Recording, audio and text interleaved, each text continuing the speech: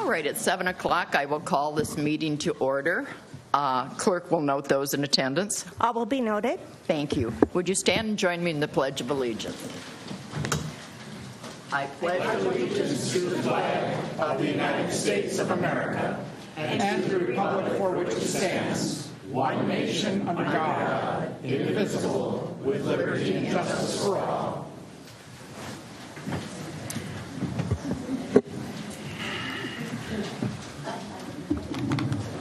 So if the seats are all full in here, there are seats out in the lobby. We are following CDC meeting guidelines, and so we can't have anybody standing. If the seats are full, I'll have to use the seats outside, but you can hear the proceedings from there, and you can come in to speak when you want to do that. So with that, I would go on to approval of the minutes of the September 14th regular City Council meeting. Any corrections to those minutes? Move approval. I have a motion and a second. All those in favor say aye. Aye. Opposed? Motion carries. Moving on. Chair, 2 abstentions. 2 abstentions. I didn't. Well, nobody said abstention. You didn't ask. Okay, so that's right. You two were gone. Yeah. Let's go on to minutes of the work session on September 21st. Second. I have a motion and a second. All those in favor say aye. Aye. Opposed? Abstentions? All right, moving on to the agenda. Do we have any additions or deletions to the agenda? Did you want to talk about the fact that we will not be acting? Sure, Mayor, members of the council. I just wanted to, I think I spoke with each of you right before the meeting started, but we will not be actually taking action on the Whitaker Street intersection resolution tonight. There's been a variety of questions. We have a lot of people here that want to speak to it, so we're going to actually act on it on the 12th. And but tonight we will proceed. We'll have the public hearing. The public tonight. hearing and discussion will proceed tonight. So, all right. With that, do I have a motion to approve the agenda? Second. I have a motion and a second. All those in favor say aye. Aye. Opposed? Motion carries. Moving on to visitors and presentations. I know this is one the council's been looking forward to having. Ms. Einiger, you want to? yes, thank you, Mayor, members of the council. We have today, I think I saw Amy as well, but oh, there she is. We have Thomas Humerty and Amy Dorset. They're both work for Train. We are proud to say that Train is one of their headquarters are here in our very own White Bear Lake. We have had a partnership with Train now for we're coming on to 3 years, as an outshoot of some of the work we've been doing with our Climate Smart initiative. As council knows, we have been working with Train on a very extensive energy audit for our sports center, and we'll talk more about that in the specifics of that in Thomas's presentation, but also on some citywide lighting analysis that's been done. So tonight, just so council knows, we're going to be listening to the findings that Thomas will be presenting. There's no action being asked of the council tonight. Just looking for some general feedback based on any discussion that follows the presentation. Then we will put together a recommendation from staff for your next meeting. And at that time, there'll be more detail about financing if council decides to move forward, most of which would come from monies that have already been set aside in our long-range capital improvement program. But that detail, again, would be all included in a memorandum for council's review and consideration at its next meeting. So without further ado, I'll have Thomas come up. And there are, I think, we have 2 people that may join us via Zoom. And so we're prepared to have them come in. They work with Train, and we have someone who works more specifically with solar, and another that is a lighting expert. And if there's any questions specific to that following Thomas's presentation, we can have them chime in through our Zoom technology, we hope. So with that. Perfect. Thank you, Ellen. Madam Mayor, Council, City Administration, thank you for having us this evening. It's good to be back in front of you. I believe this is my 3rd or maybe 4th time, so it's good for me to get back. For today's presentation, I did put together a little bit of an agenda.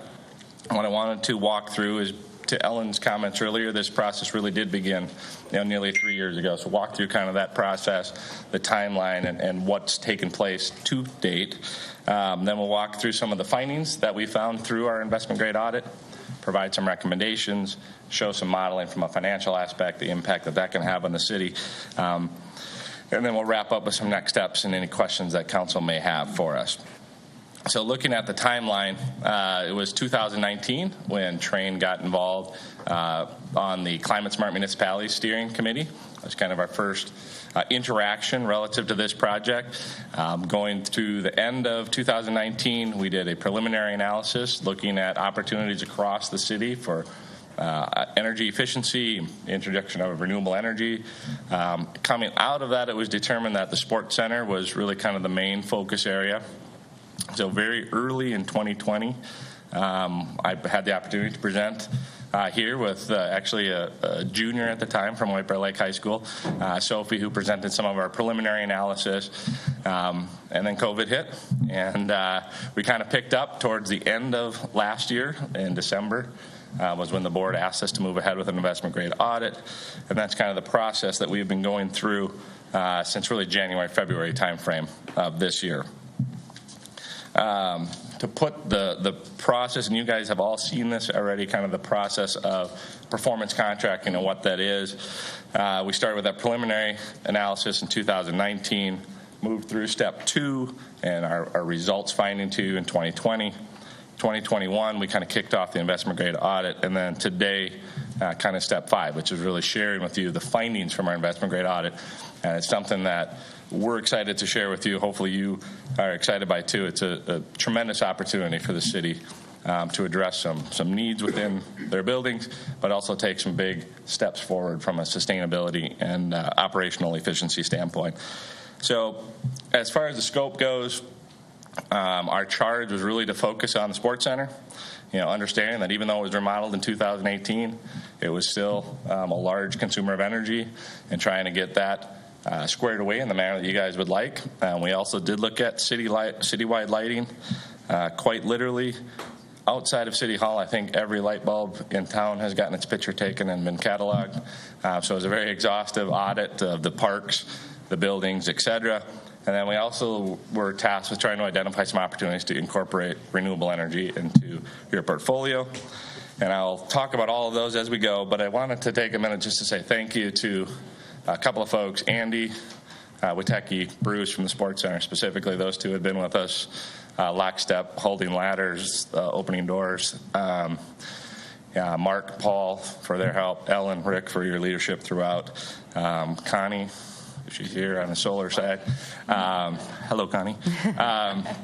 On the solar, it really has taken a lot of us, a lot of meetings, a lot of effort went in on everybody's part. So we're grateful for that. All right.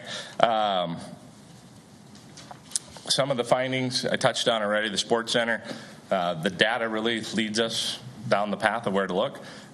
We did confirm the Sports Center is the largest consumer of energy for the city. Interesting, if you look at it on an intensity basis, the water treatment plant actually rises up. That's because of so much process load and a smaller footprint. But you'll see the optics run on the right, which kind of shows the model for the Sports Center, with the gap kind of being the construction period in 2018, and then the energy use going forward from that. You can go to the next slide. So we touched on this a little bit. Very exhaustive research that's been done with a lot of involvement from a lot of folks. I was able to go back through my calendar and find, well, at this point, it's probably over 80 different teams meetings on my calendar in the last 6-8 months. So it's been a group effort. On the next slide, we can look at some of the specific energy conservation measures. Starting at the Sports Center, control systems upgrade, which really will allow Bruce and his team better tracking of their operations, performance of that building. We were addressing some end-of-life mechanical issues around some air handlers and a furnace in that space, and then also addressing building envelope. The roof on the racquetball court, for instance, is a part of our project, and we can talk to how the integration of all those things can really help the city maximize its efficiency going forward. On the next slide, the lighting. Part of our proposal is there's some exciting things, I think, in what is included and the ability to transfer those to some high-efficiency LEDs. There's also some opportunity on things that were intentionally not included in our proposal today, which I'll touch on. The Sports Center, the opportunity to add solar to that facility. It would be a roof-mounted array, but that would allow the city to offset about a third of its electrical usage within that facility. There were a number of things that we looked at that are not in here. Some of them are listed over to the right.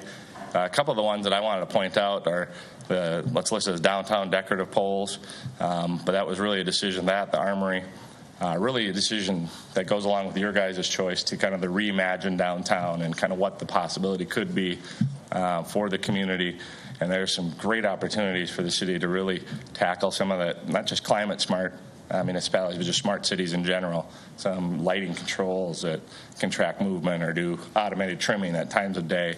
There's some fun stuff that could really propel the city forward in that package as well. Next slide. A couple of the highlights, just some of the monetary things. Sports Center, about $43,000 a year in annual savings that we have identified there. Overall, improving the efficiency of that space, but also improving the quality of the indoor air in that space, safety, security of those spaces, and really it shows kind of the power of bundling. Some of those items, we mentioned a roof, a furnace. A roof, in essence, has no payback. Unfortunately, we live in Minnesota. Roofs are somewhat mandatory, so it needs to be replaced. But if you bundle all that stuff together, the Sports Center is looking at about a 6-year payback to incorporate all of those items into that project. If we look at citywide lighting, driving about $35,000 a year in savings from an energy consumption. There's a one-time opportunity of about $20,000 for rebates associated with that. And again, that's designed to improve overall safety and security and the indoor environmental quality in spaces like public safety, public works, et cetera. And then that Sports Center solar benefit, which will be a very not only a good fiscal statement, but also a statement of stewardship and commitment to the path that you guys have gone down with the climate smart municipalities. One of the things that we looked at were opportunities that may have already been identified in your capital improvement plan or your budget process. So there's two things really on this slide. In the middle, there's about $372,000 that were already identified in your budget. And then on the right, some of the funding sources, which Ellen had alluded to, availabilities within current budget balances or ARPA-related funds, et cetera, to cover the costs for the majority of the ECMs that we're presenting this evening. The next slide is kind of a performance summary. And there's a couple things I want to point out on this slide. There's a lot going on, but really it's broken down. You'll see the facility on the far left, a couple of options. We have one option that includes option 2, which will include all of the ECMs, and then option 1, which is everything but public safety lighting and the solar piece of it. Across, as you look horizontally, you can look at the savings attributed to that particular ECM, any capital dollars or future capital cost avoidance that might be present, those one-time rebates that might be available, and then the capital investment. When we look at the power of bundling, at the bottom, you can see, if you did everything but the solar and public safety, you're looking at about a 4.5-year payback with $75,000 a year in savings, which is tremendous for you guys to be able to drive that amount of efficiency. Another way of looking at it, that includes the roof, which has a 1,000-year payback. You've got a furnace that's about 400-year payback. So you're bundling all those items into a 4.5-year payback project. If you look at adding the solar onto that, it's an additional 6 years, and you can incorporate solar into your portfolio as a city. On the next slide, our recommendation, if you look at it, would be to kind of go ahead with that whole package, leveraging the bundling opportunity that you have, incorporate the solar. From a total project, you're looking at about $1.68 million, $118,000 in savings, future capital cost avoidance of $370,000, kind of a net project less those capital improvements of about $1.3 million, 10.5-year payback, with additional $20,000 in rebates, which we treat as kind of found money for you all at the city. the ability to improve the efficiency of your spaces, the indoor environmental quality for those that work and do business in those spaces, as well as the safety and security across your city parks, trails, et cetera. I think it's a huge opportunity to drive that $118,000 a year in savings, add in some green or renewable energy components as well. The next slide we look at as kind of a financial pro forma. One thing to point out on the bottom left, there's a capital allocation in red, which is basically those budget balances that the city has available to fund that. So in this model would assume that everything other than the solar would be paid from those budget balances. The solar could be included with the spring bonding in line with the public safety building coming up this spring. And you can see that project from day one is cash flow positive and in a pretty substantial way for the city. So, Thomas? Yes. Pardon me, Mayor, for the interruption. Just because this is information, of course, that when the council's giving this some consideration at its next meeting would be included in the packet, and you'd be able to see all of the detail. This is just kind of an outline, so you have an idea of the direction it's going. But if you could, the total as they're looking at just read that very bottom summary part, that the capital investment outside of the solar. And I can't read the number from here. I'm going to plead the fifth too. 872,000, I believe. Yep, 873,000. Right. Yep, thank you. And then there's an additional investment for solar, which you have described as being, and I'm just clarifying what you had said for councils as they're thinking through this, would be from various fund balances that have already been set aside for many of the projects, and others would be new projects, and that will be described in better detail for your next meeting. But outside of the solar, which we would need to recommend financing for. Correct. So, okay, thank you. Correct. With that, I guess just to wrap up, I guess from my perspective, the next steps is really looking forward to council's feedback, any questions you might have. To Ellen's point, the plan is to work with you all over the next couple of weeks, work with the administration to come back in 2 weeks with the final project scope, et cetera, for approval on the 12th. Does anyone have any questions for me or any of my colleagues? Councilmember Walsh. Sorry, I looked at you. Councilmember Edward. Sorry, changing to. Thank you, Madam Mayor. 2 items. Could you speak to the performance outcome guarantees that if we do business with you and implement these, how are we assured that we actually will see the benefits that are projected, and how does that process work? Let's start with that one. That's a great question. So with our proposal and the way we part of the performance contracting approach that we've taken is the prices that we've shown are guaranteed maximum prices. So that's the price. There's not going to be any change orders. Also, we've identified savings in that first column. If you actually go back 2 slides, 3 slides maybe. That one right there. Perfect. So there are savings that are identified. Now, for the purposes of this presentation, I've put dollars there. At the end of the day, there are standards, international protocols for how each different ECM is measured. So the way you measure a light bulb, the way you measure solar. And what we actually guarantee is the energy savings, so a kilowatt hour, let's say. We've tried to equate that to dollars. It makes more sense than a kilowatt hour. But all of those would be guaranteed. So if at the end of we implement the project, if we do our measurement verification for a year and we don't match that, we write the city a check. So we may have a price risk in the sense of if the price of energy changes, we may or may not be able to attain those. But your analysis says we're going to achieve the energy savings. Yeah, we were going to guarantee the energy savings, the unit, the kilowatt hour, let's say. Prices can fluctuate, which is exactly why we don't guarantee dollars. Now, on an annual year, we'll be able to work with you and come up with this is the value of that energy for this period. Okay. We actually will write you a check with cash, not kilowatts. I think I like that. Second question, you talked about citywide lighting. Yes. And one of the items, could you speak to streetlights? So you've covered all of our buildings and our parks and the lighting affiliated, for example, downtown with Lake Avenue. Yep. But in terms of the rest of the system, how does that use fit into our kind of portfolio and use?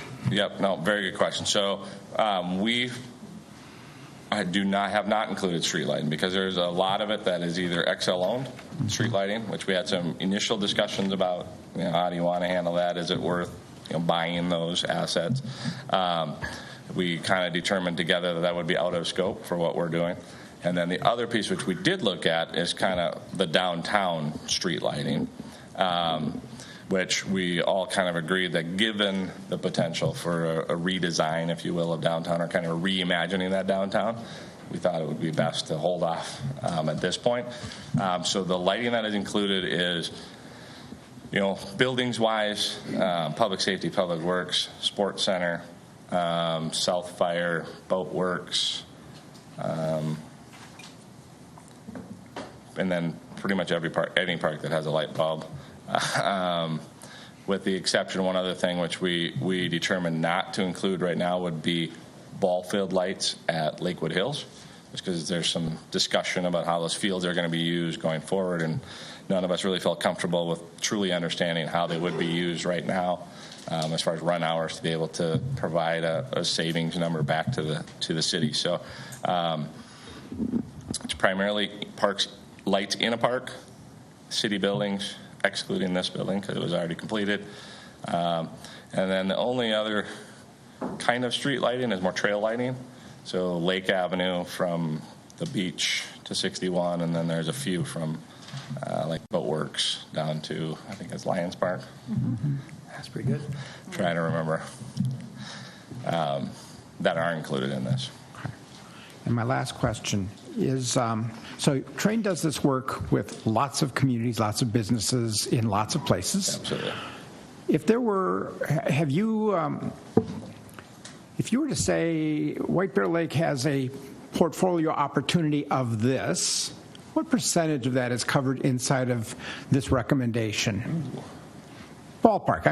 It's like, I'm trying to figure out what's the next step. What would be the other things to be thinking about, monitoring, whatever? No, that's a good question. I will do my best to get my best answer. I think as far as with anything, there's always, and you'll see this in the bundling aspect. There are things that you just have to do. Equipment only lasts a certain line for a certain amount of time. You have to replace it, upgrade it, etc.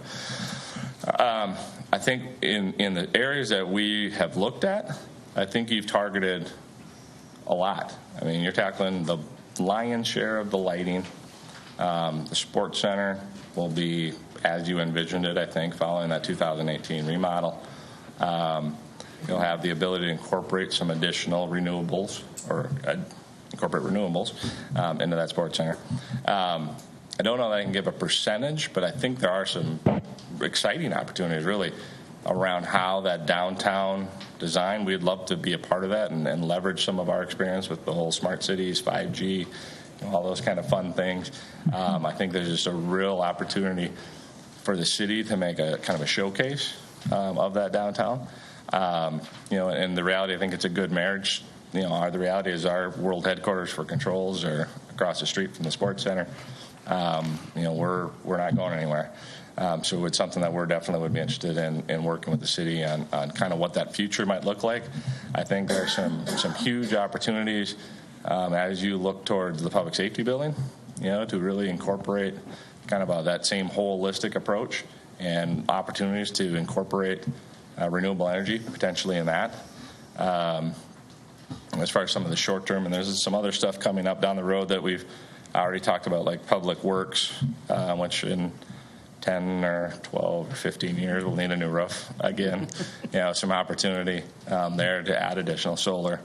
And I think just the ability to kind of open the eyes. The reality is there's been so many changes in that space over the last 5-10 years that there are some real opportunities if incorporated properly into design up front, where you can really minimize not only just that first cost, but definitely impact your lifetime cost that space. So I can't give you a percentage necessarily, but there are definitely opportunities that I think the council and the town should really be excited about incorporating.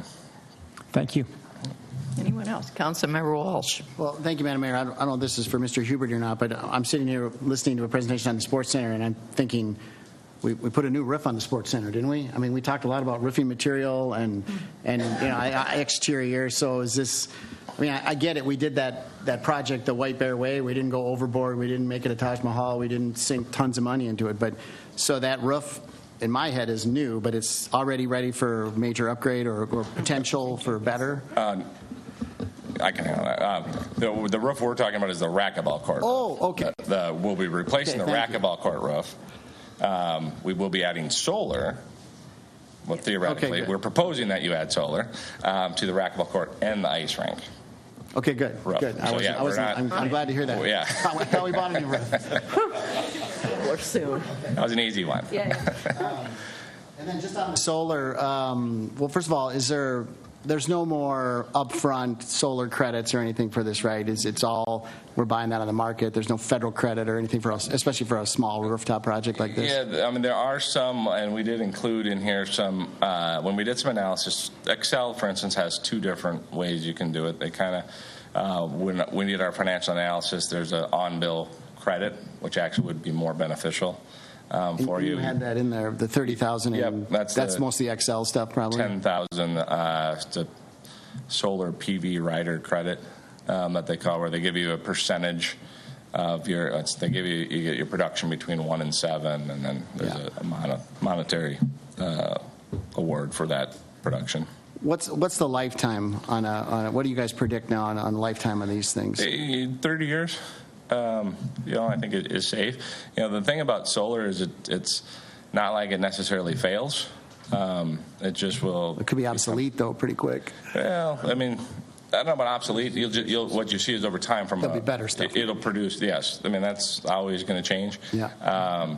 But I think where they've come as far as panel capacity and size and kind of what you can get out of each panel, right now there's made some dramatic changes in the last 4 or 5 years.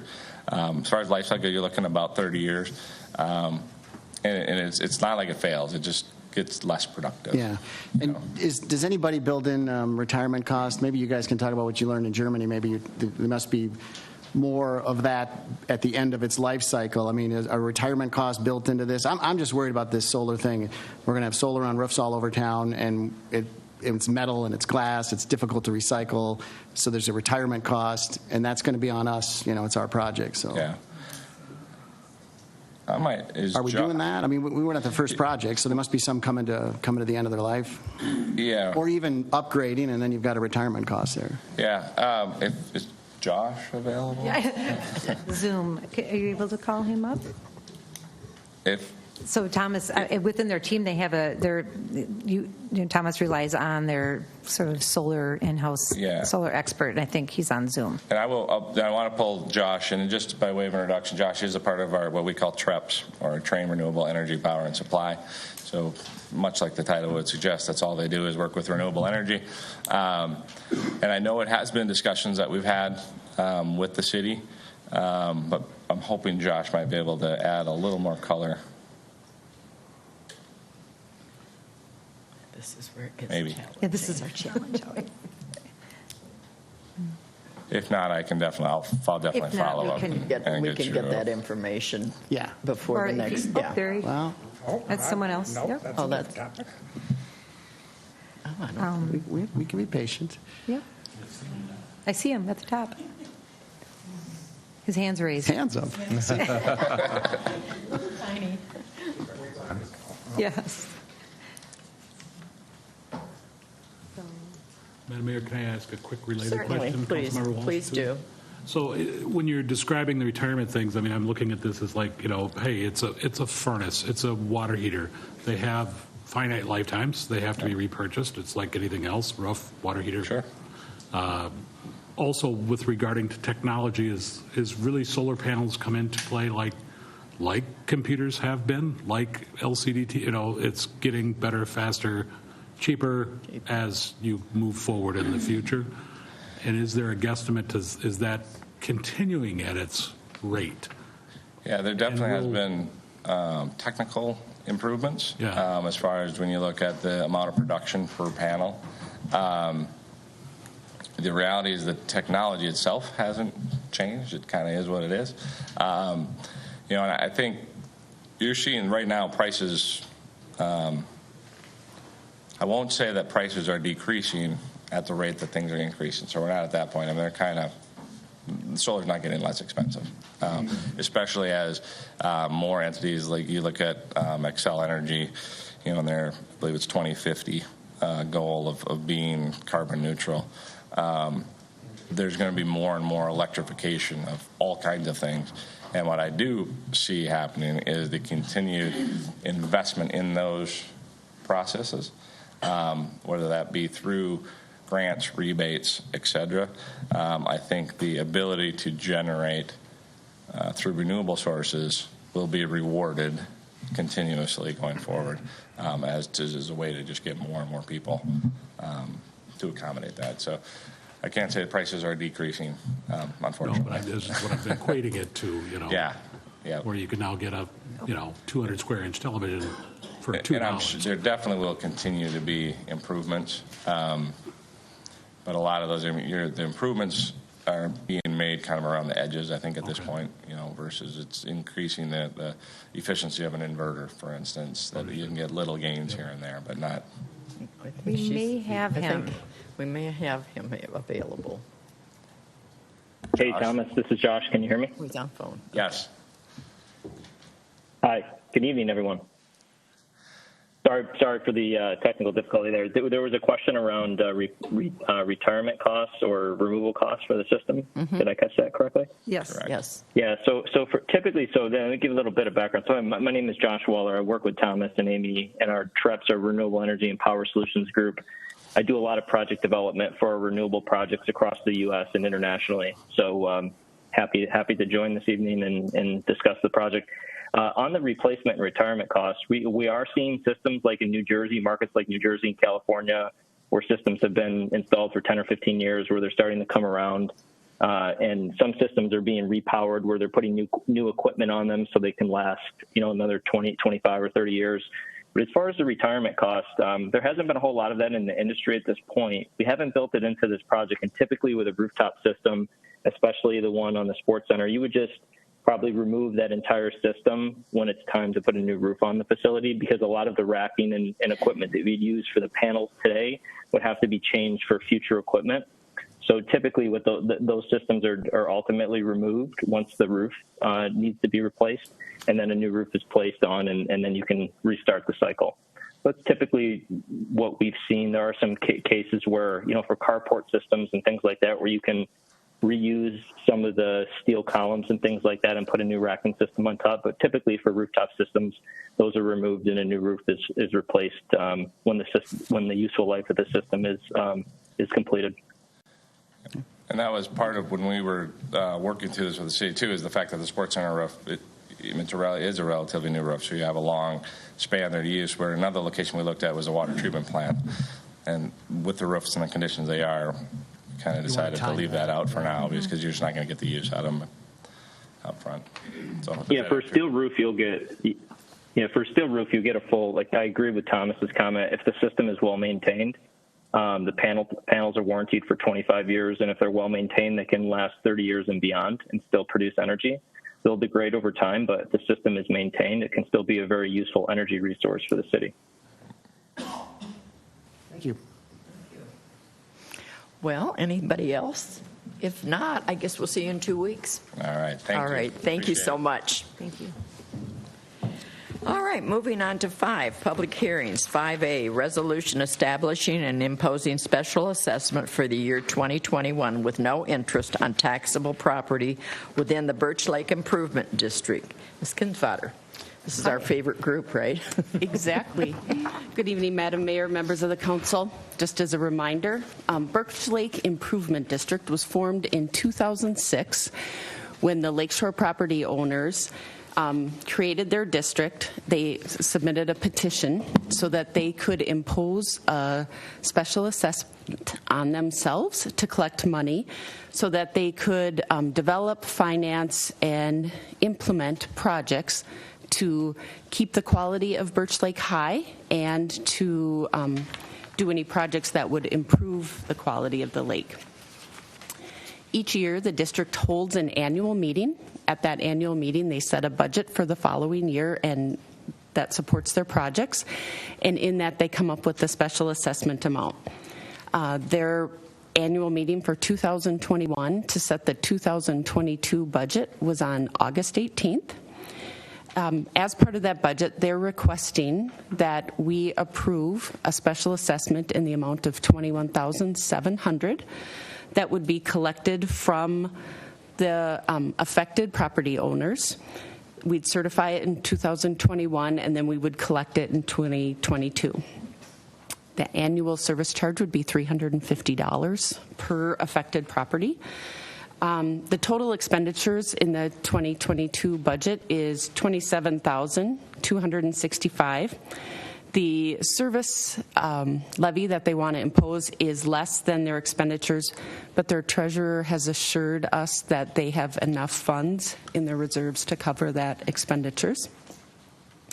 The city mailed the public notice to the affected property owners on September 9th, letting them know that there would be this proposed annual service charge and that we would be having a public hearing. So tonight we're hosting the public hearing that anyone can speak out for or against the special service charge. Once the public hearing is done, I recommend the approval of the resolution for this special assessment. And Steve LaLiberty, the president, was not able to join us tonight, but he mentioned that Ryan Hoops, who is the vice chairman, would be present at the meeting and he'd be able to answer any questions. Great. You heard your name. So we are happy to see you again. I said you're our favorite group. Hey. Who else taxes themselves Please let us tax extra? us to make the city better. Madam Mayor, City Council, thanks for having us. I'm Ryan Hoops with the Birch Lake Improvement District. Yeah, we just want to make the lake a little better, and we'll pay for it ourselves if you just let us. So we're mostly just trying to get the weeds out of it. If anyone has a few million gallons of water, I think White Bear Lake has some to spare. But yeah, we're a little short on water, but we got the weeds under control. The water quality is top notch right now. We're partnered with Vlamo, trying to keep everything on the up and up, the chloride levels and everything. And it's about time to get the aerator going so we don't get any winter kill. We like to stock the lake with fish so that people can catch them, I guess. And yeah, that's our plan. Anyone got any questions? Council, any questions? No, I think that's it, but it is a public hearing, so if there's anybody that wishes to speak on this issue, now would be your opportunity. Thank you. Well, seeing none, I'll close the public hearing, bring it back to the council. Council, this is one of our difficult ones, right? Move to approve, Madam Mayor. Second. I have a motion and a second. Is there any further discussion? If not, all those in favor say aye. Aye. Opposed? Motion carries. Moving on to 5B, resolution adopting an assessment roll for the 2021 Mill and Overlay Project, City Projects 2101, 2106, and 2113. Mr. Copy. Thank you, Madam Mayor, members of the council. So tonight is our public hearing as required by state statute 429 consideration, or for the consideration of the assessment rolls for the 2021 pavement rehabilitation project. We sent official notice to the residents through the U.S. mail as well as published in the local paper. I will have Ann. So the improvements that we did this year were primarily mill and overlay and some pavement replacement. In addition, we did do one alley, kind of the final alley in kind of east of 61 in that area. Mm-hmm. We did spot curb repair, sidewalk repairs, some utility repairs, extension of storm sewer to drain that alley. And then we also coordinate with the private utility companies to do work. While we're in there getting our work done, they can get their work done. They've been doing a lot of gas main replacement in the areas, but other utilities are welcome to do those upgrades and improvements as well. So you minimize the impact on our residents. Maybe slide. So I'm going to quick run through the area. So I'll just have Ann kind of flip through the areas that we did. So the red areas were ones where we did full pavement replacement. There's some streets north of 9th. If you want to go to the next slide. We did Birch Lake Avenue, east of Otter Lake Road. Here's that alley I talked about north of 5th. We also did a section of 4th Street in the downtown area, kind of completing that, getting us ready for the downtown project coming up here in 2023, hopefully. Next, here's one little cul-de-sac that we did. Lake Hill Circle. I forget all the different names. And then the final area, this is an area east of Willow that we did. If you remember, we did the east side of Willow last year on Elm. So we did, this is the west side of Willow in that area, and got those streets done as well. So this was just a mill and overlay as well. So that being said, just as a note to residents, anybody in the audience tonight, residents can appeal their assessment by a written statement submitted tonight by the end of the meeting, and then they have to file action at district court within 30 days of the adoption of the assessments. The final assessments reflect the city's assessment policy and have been confirmed by an independent property appraiser. So for this year, we have an interest rate set at 3.29% by the finance department. The assessments will be paid over either a 10-year period for residential properties or 15 years for apartments and other commercial properties. If there are any residents that wish to seek a senior hardship deferral, they can contact the engine department. We'll work with them to get that approved by council. As of now, staff has not received any written appeals to the assessment prior to the meeting. So with that said, staff would recommend that council hold the public hearing for the 2021 pavement rehabilitation project and adopt the resolution approving the assessment rolls for the project and certifying them for payable 2022 property taxes. I'd be happy to answer any questions. Thank you. Councilor, do you have any questions? If not, I will open up the public hearing. If there's anyone that wants to speak on this project, now would be your opportunity. Anybody? Looks like they're happy. So all right, I'll close the public hearing, bring it back to the council. Councilmember Bean. Thank you, Madam Mayor. I have had the opportunity to work with many cities throughout my 2 careers. And one of the things that stands out about White Bear Lake is the way that we have positively taken care of our infrastructure. And we've done a fantastic job of it, and we need to continue to do so. It is well worth the investment, and I thank you very much for your part in that. So what, I take that as a motion you're going to... I'll finish out with the move to approve. Thank you. Do I have a motion and a second? Is there any further discussion? If not, all those in favor say aye. Aye. Opposed? Motion carries. Moving on to 5C, consideration of access change off northbound Trunk Highway 61 near Whitaker Street intersection. Ms. Heinecker. Yes, Mayor, members of the council.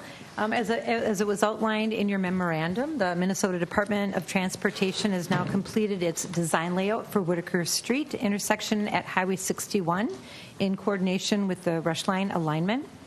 Because this intersection redesign involves closure of an access point, as you'll see, and as was in your packet, just north of the intersection, and it would also include some acquisition of city right-of-way for stormwater treatment, we are required to host a public hearing. And we have put in a few notices in the White Bear Press, and I think we have people here that are here to speak to this project.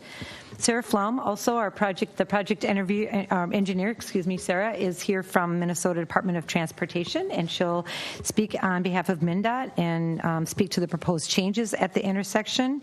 Also present is staff from the Rush Line project team, Andy Gitzloff, Nick Spitzer, and Craig Lamont. So hello.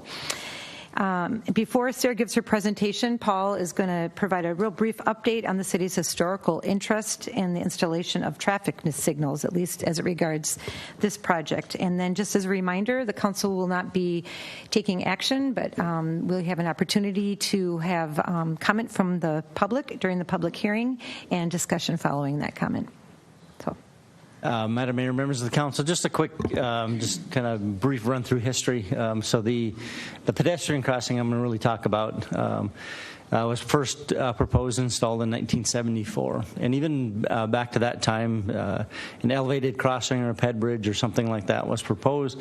Due to, obviously, volume counts at that time, it was not warranted, also high cost of the city. But even going back, again, that far, we had pedestrian concerns at that intersection. It's come up a number of times, kind of more on a strategic level. In the late 90s, there was added this city strategic plan to look at that crossing, work with MnDOT to look at potential solutions. The pedestrian activated beacons were looked at. At that time, still never installed. We couldn't come to a resolution as far as what that might be.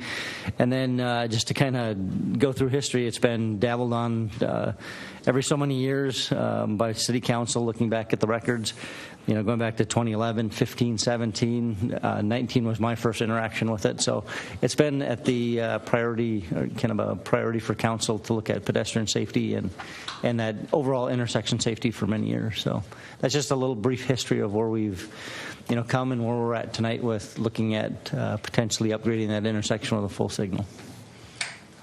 Thank you. So, Mary, if we could invite Sarah to come up, Please. that would be great.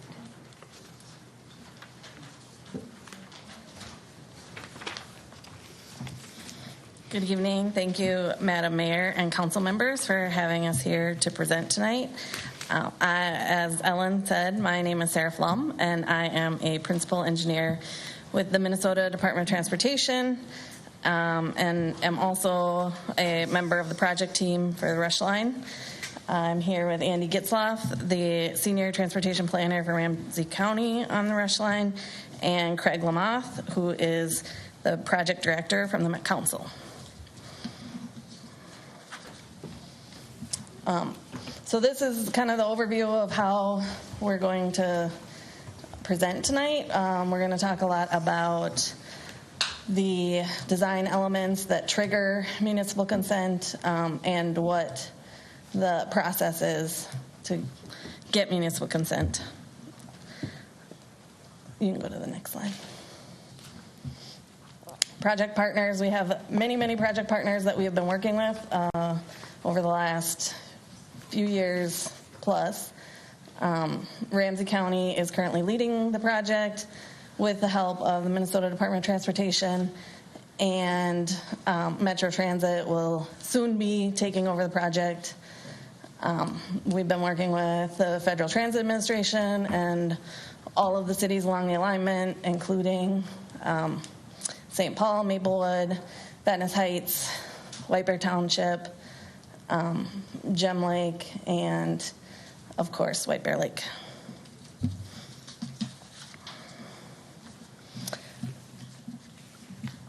So we have had extensive coordination efforts between Ramsey County, MnDOT, Met Council, and the City of White Bear over the last 3 years to develop the preliminary plans for the project. The coordination efforts have included city staff on issue resolution teams and on technical advisory committee meetings. We've had elected official participation from the city on the policy advisory committee, and we've had resident and business participation on community advisory committee meetings. We've had numerous community meetings, pop-up events, and other public forums over the previous 3 years to provide feedback and assist with developing the preliminary plans. The preliminary plans were approved by the White Bear Lake City Council in April of 2020 and have been used as the basis for the ongoing environmental assessment that we are wrapping up. And the project completed a MnDOT staff-approved layout in mid-August, or it'll be on the next slide, but it was like August 19th. So the reason that we are following the MnDOT layout approval process is that much of the Rush Line alignment and all of it through White Bear Lake is on MnDOT right-of-way along Trunk Highway 61. So that requires that the project seek approval from MnDOT throughout the design process. And the kind of first step is the layout approval process. And then within the layout approval process, state statute has determined that like certain design decisions trigger municipal consent. So for the Rush Line, these designs are a driveway closure north of Whitaker and some permanent right-of-way acquisition for MnDOT to do some stormwater management. So you can go to the next slide, yeah. So the state statute is 161.164. The municipal consent is required as part of the layout approval process when any trunk highway project within a municipality alters access to the highway, requires permanent acquisition of right-of-way, which can be the actual acquisition or permanent easements that MnDOT would need to maintain the stormwater, or increases or reduces traffic capacity, which in this case isn't applicable because the business access and transit lanes that are part of the Rush Line don't actually increase capacity. They're just for their auxiliary lanes. So the process that we have been following is outlined in state statute. It starts with submitting the layout to the city with a letter requesting city approval, which happened August 19th. The city then schedules and holds a public hearing within 60 days, which is what we are doing now.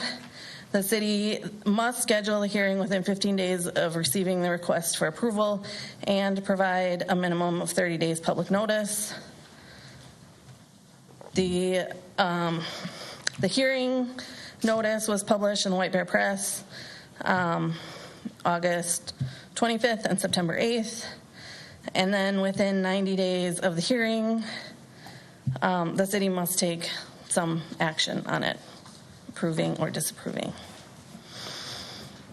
So then for city council consideration, the issues that trigger municipal consent are both in the Whitaker vicinity and include a permanent right-of-way acquisition for a pond between Highway 61 and Hoffman Road, right next to Goose Lake.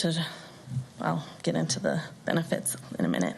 And then also some type of stormwater best management practice at Whitaker Street with the newly realigned intersection. And then there would be a proposed driveway closure just north of Whitaker Street.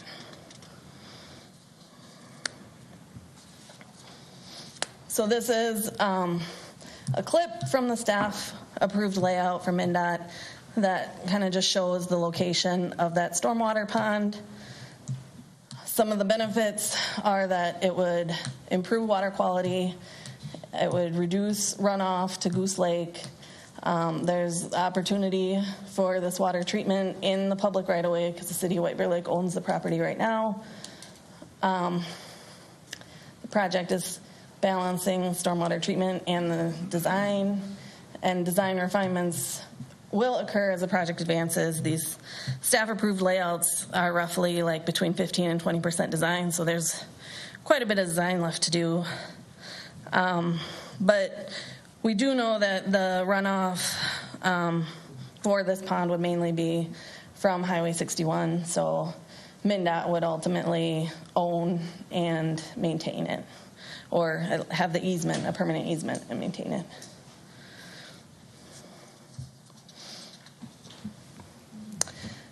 So then we move to the Whitaker Street intersection. Currently, there is one single sign pedestrian crossing. There's no sidewalks. There are no trails, and the railroad crossing does not meet current ADA crossing standards. There have been several crashes. There was a report for the intersection control change that was presented and signed by MnDOT that included a crash history that, between 2017 and 2019, there were 10 crashes, and 4 of those 10 were pedestrian related. It was either directly a pedestrian involved or a rear end because of a pedestrian crossing. The intersection crash rate overall is higher than the statewide average for similar intersections, but it doesn't quite rise to the level of a critical crash rate. We can go to the next. So the access change is due to the driveway closure just north of the intersection. It would be too close to the signalized intersection to remain open. The property would still have access to Whitaker Street to go in and out, and then it also having a signal at the intersection allows opening up the left turn to southbound 61. We can do that with a signal. You can't do that today. So it will improve safety for vehicles and pedestrians. It provides improved access to the shopping area there. The signal will reduce the risk of ped crashes, improve circulation, and the project is also planning to extend the Bruce Vento Trail in this area and provide an ADA crossing of the railroad. This is, I think, all of the points that I just made. Hopefully I didn't miss any. And then this is kind of more of a visual rendering of the intersection. It is really early in the design process, so this is just kind of our best guess at what it will look like. The potential BMP Zone A probably won't be above ground, although we haven't really gotten into the design yet. I know that's one thing that the City of White Bear Lake staff have requested, that it be underground. And we'll be working with the watershed and the city to determine what that will ultimately look like. A lot of the stormwater modeling hasn't been done yet. It'll be done in the next phase of design. But we just need to identify these potential areas where stormwater can go, mainly because there's not a lot of space in this area for stormwater.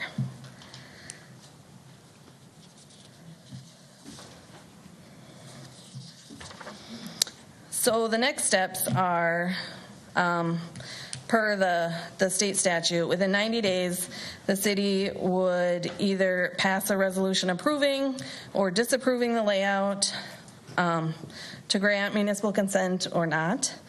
If a resolution is not passed within 90 days, the layout is just automatically deemed approved. And that is how the statute is written. And then there are additional opportunities for coordination as we move into the next phase of design, which with Federal Transit Administration, it's called project development. But we'll be doing a lot more design refinement. We'll be doing that stormwater modeling. We will work on permitting and coordination with watershed districts. We will be starting the right-of-way acquisition process, working on maintenance and ownership agreements, and doing a lot of ongoing public engagement and station area planning. I can get into a little bit if municipal consent is disapproved. The project has a few options. They can go back and make changes and present again at a later date with a new public hearing. The project can also make changes that remove the conditions that trigger municipal consent, or there's an appeals process laid out in the statute. Thank you.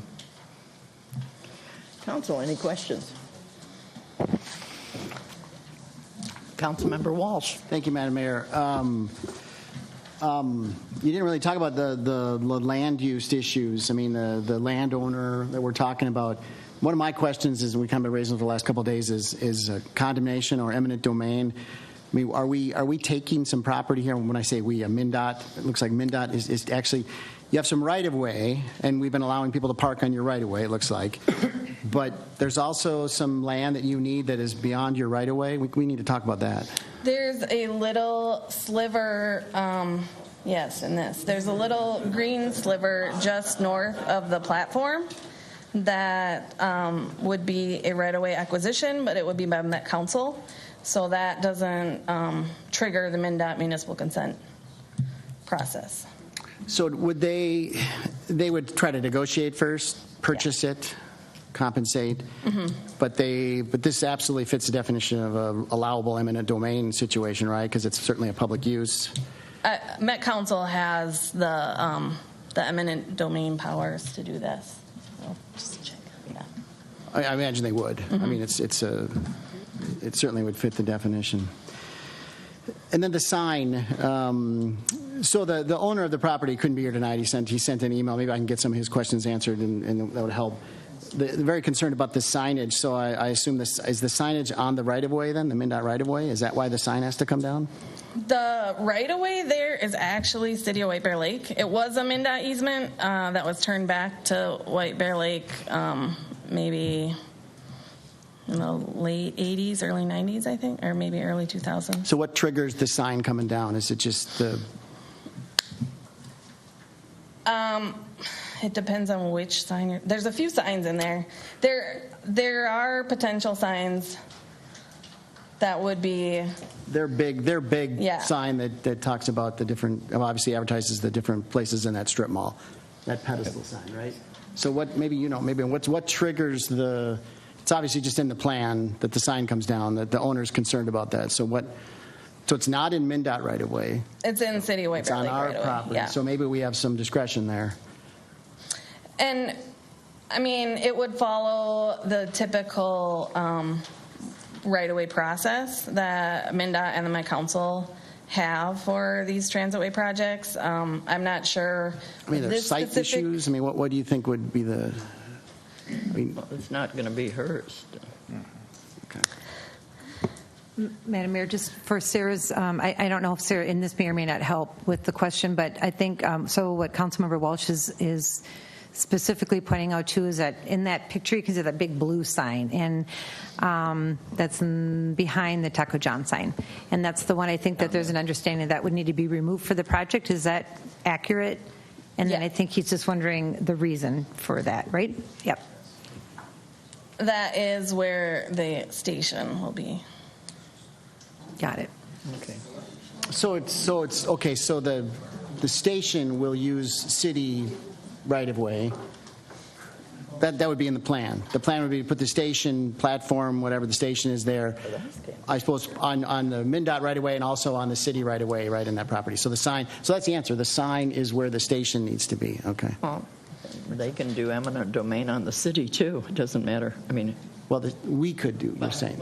I mean, if they need it for the whatever they're building, yeah, they could. Well, but we would have to do ours. If we own that city, that's city property. So if we were going to say, we would have to do the eminent domain in that case. Okay. Right? Okay. Maybe we can get help from council there. There'd be two different pieces. There's the piece of land that MnDOT needs or Met Council, I guess, would need for the project. So that could be a Met. Hopefully they can negotiate. You got the best world, negotiate, pay for it. But I can tell you the landowner's not thrilled right now. But that's always the way it starts. Yep. But the sign is a bigger issue, I think, even than the piece of land, because it's a huge asset to the property. I mean, it's advertising that the property goes, east-west, right? Traffic's going north-south, so you can't see the faces of the property. So the sign really is a big asset for the property. So, I mean, it's not saying that couldn't be moved, too. I mean, it could be. I mean, we always get creative here. So, but those are big issues. So. Yeah, I mean, there's an extensive, There are relocation considerations within the right-of-way process too. It kind of depends on who owns the land and how they own it, and we're getting into that a lot more in the next phase to figure that out. Mm-hmm. Troy, just on the eminent domain issues, man, hopefully you never have to do that, but am I right? We would do our piece if the sign had to come, and they said, no, we're not taking the sign down. Well, Madam Mayor and council members, I understand that the city is not proposed to exercise eminent domain associated with this project at all. So if, to the extent the sign needs to be removed, I don't see the city engaging in eminent domain to get that off. Frankly, we would have to look at the details of if it really is within city right away. It probably, it may be that it ought not be there in the first place, right. And really never acquired a right to be there. Mm-hmm. So, I mean, there's a number of things that would have to come into play. And then just to ask Mr. Idle's last question, I mean, and he sent us a long email, but and I have no idea what the answer is, so you would be the one that would know. He's arguing that, we could just move the whole work south of more, and that it would not affect his property so much. And he talks about, the future and crossing Whitaker and connecting Whitaker. You've got the grade issues there that are pretty insurmountable. I mean, it would be difficult to do that. And the further you move south, the property ownership changes. Obviously, it's not his property, but it's also, I think, more MnDOT property, more city property. And is it more feasible to go south? Are there reasons we can't go south? Is it the drainage issues? One of the reasons is just in general it's preferable to have a platform on the far side of an intersection. And then, were there more things that were talked about during the? Jump up. Yeah. Andy Gitzloff, Ramsey County Senior Transportation Planner.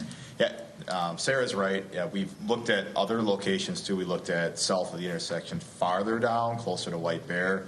You get farther down, you start to get away from where the destinations are and where the crossing is going to be. You really want that nice cross street there. If it were to move, there would be a reduction in impacts, but a lot of the reason why the roadway is essentially going farther towards the lake is because of the right-of-way for the railroad there. There's just not a lot of room. It's constrained coming into White Bear Lake. So in order to make everything fit and also get that full access interchange in, that's really what's causing that driveway closure and then that green sliver of impacts to the property owner there. And we have met with him. I've met with him on site previously to talk about that, as well as the sign, and then to Councilmember Walsh's question about figuring out ways to get creative about moving things if needed, if feasible. Those can all get worked out, and our typical right-of-way process is to minimize impacts or avoid them wherever possible. If we can't, there's a whole process that Sarah mentioned that's talked about, and the absolute last step in that is any acquiring it but through eminent domain. The first steps are coming to a negotiated agreement where he'll have an opportunity. The property owner will have an opportunity to get their own appraisal, and there's a process to go through in appeals.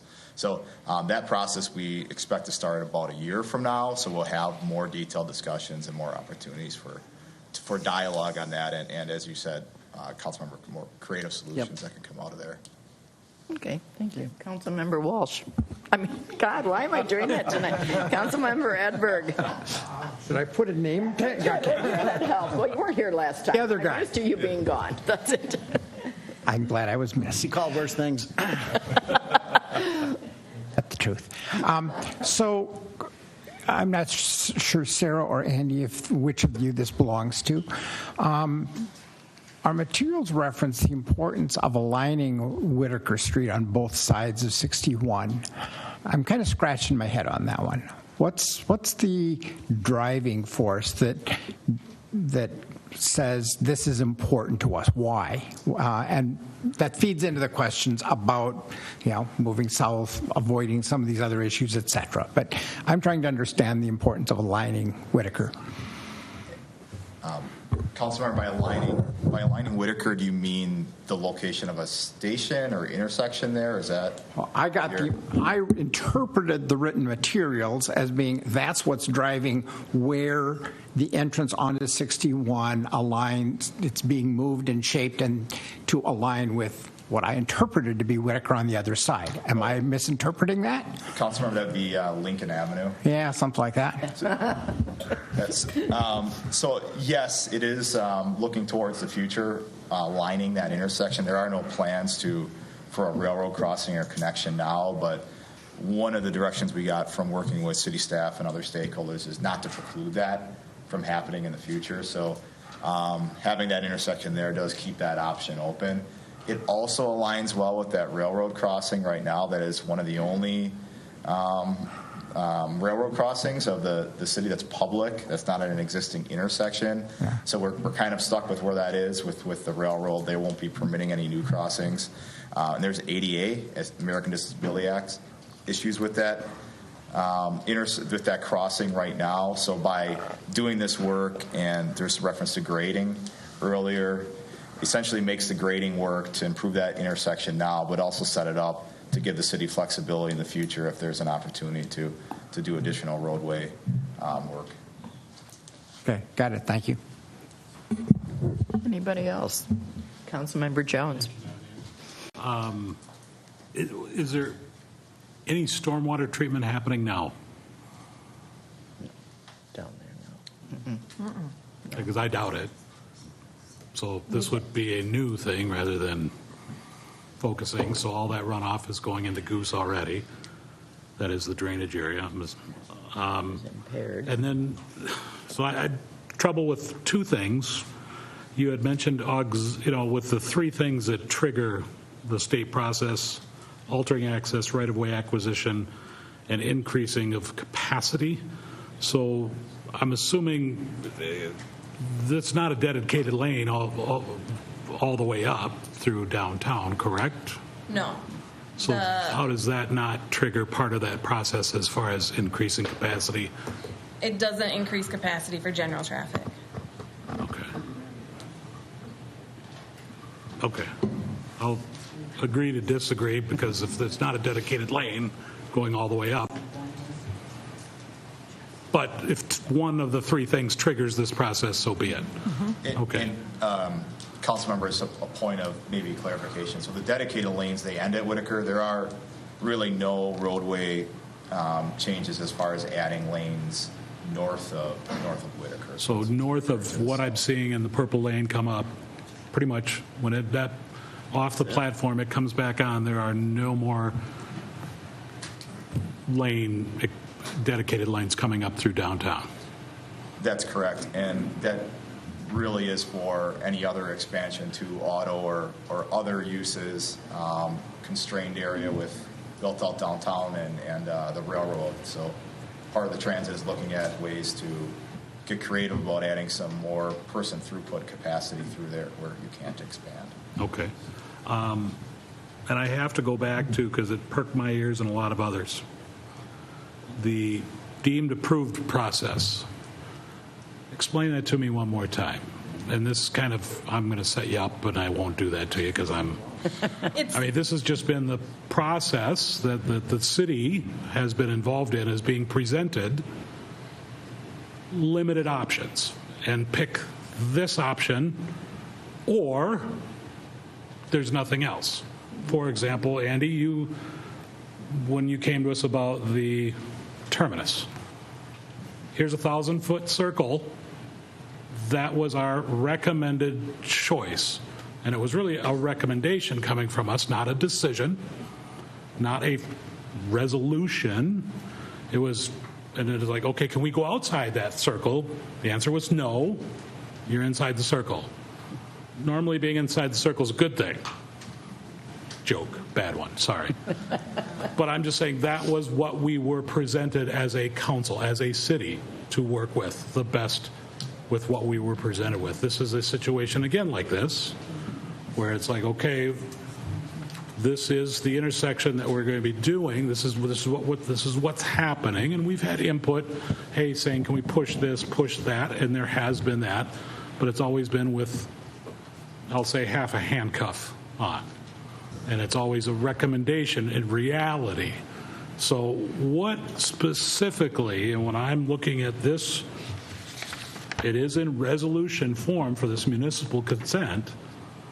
So if this does not get passed, now fill me, but review that again for me, please. So it is really based on the state statute. Right.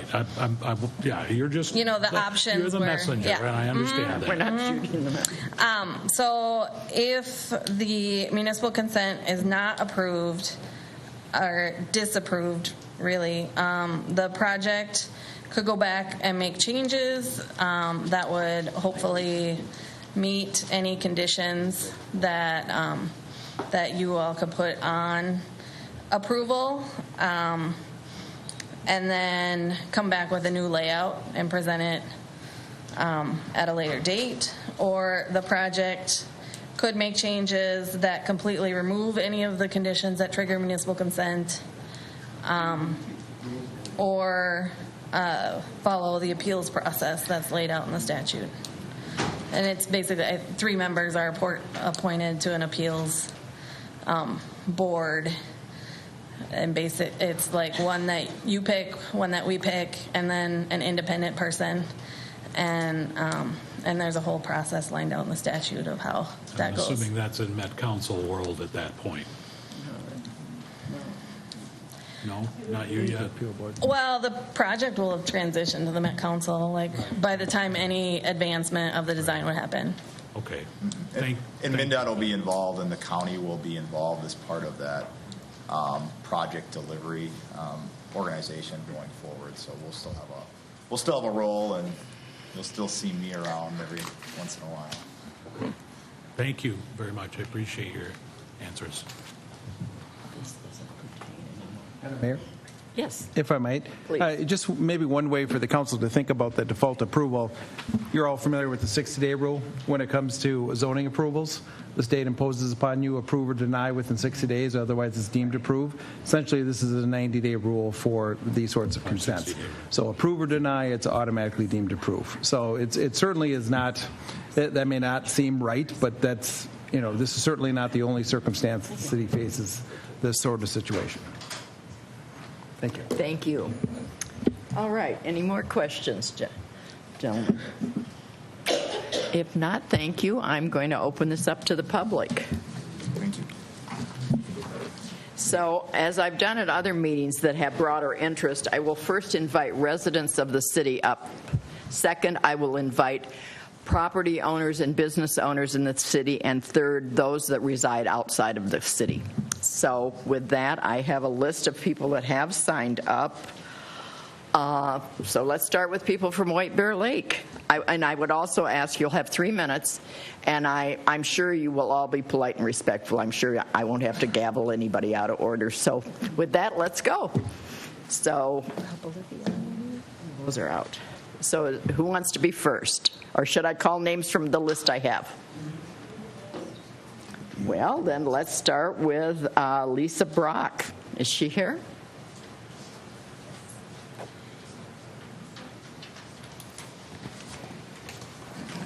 Hello. Hi. Thank As you. you'd state your name and address for the record, please. Lisa Brock, 2291 10th Street, White Bear Lake. Thank you for the opportunity to speak on this. I am speaking in support of the pedestrian and safety improvements at Whitaker. I've lived in White Bear Lake for 26 years. I have seen that area get increasingly busy and more dangerous, and I suspect that will only continue as that area becomes more and more activated. It's clear from the history we were told that there's been interest in doing improvements in this area for many, many years, and I'm fully in support of this happening. I have to say I'm also fully in support of the rush line itself. I have been a bus commuter for 11 years. I also, in addition to being a bus commuter, I take light rail, I take city buses. Given our climate crisis, which is only worsening, I think expanding transit opportunities for White Bear Lake is long overdue.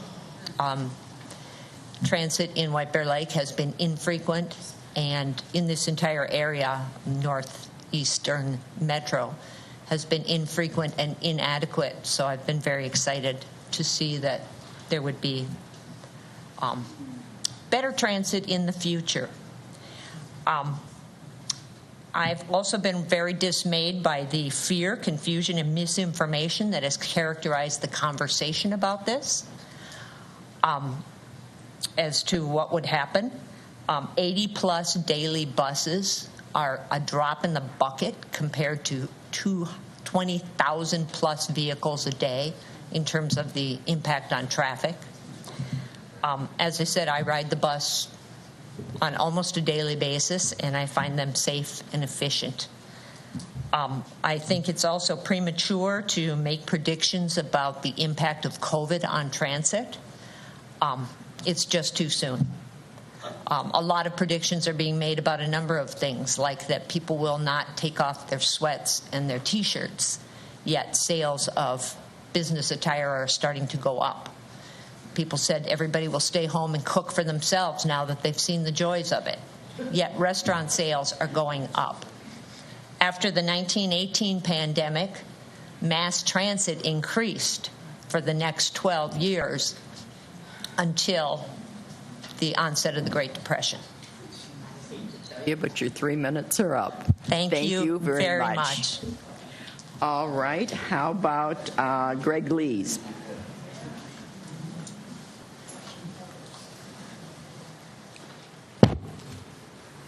My name is Greg Lees. I reside at 3666 McKnight Road on the south side of the lake. And I want to thank you for the opportunity to address the City Council on this issue. I am standing here in support of Richard Idle, the property owner in this area. And a couple of weeks ago, Money Magazine released their annual Best Places to Live in the United States issue, and Chanhassen, Minnesota, was voted the top location in the United States to live. It was all over the news, and I read that article with great interest.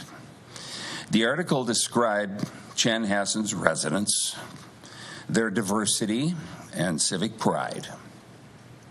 It spoke of the abundance of city parks, proximity to the landscape arboretum in nearby Victoria, the recreational use of lakes, and made a point to talk about the biking and hiking trails that wind through the area. The very last quote in the article stated, "The city is still trying really hard to maintain that quaint hometown community feel." When a group of us participated in a presence at Market Fest 2021, we were all, to use the term, gobsmacked by the passion that was displayed to us by all of the White Bear Lake residents.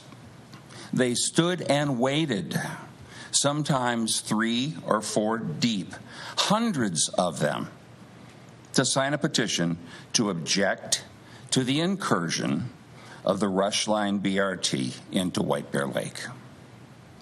There were residents who have spent their lives in the city and told us that they valued the quaint hometown community feel. There were senior citizens who have retired in this city and told us that they valued the quaint hometown community feel. There were new residents who had just moved into White Bear Lake and told us that they recently had put their personal fortunes on the line because of the quaint hometown community feel of the city. Mr. Lees, I'm sorry, your 3 minutes are up. I appreciate your comments. That's interesting. Well, I gave your predecessor the same courtesy.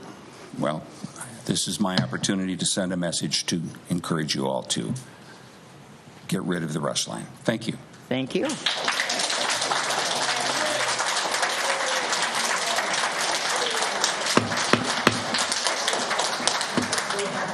This is a public hearing, not a public rally. The next person to speak would be Kit Artig. I thought it was you.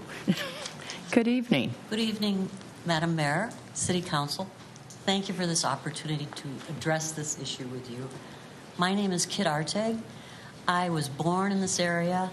I live in the Boat Works, and I have been against the Rush Line BRT since the get-go.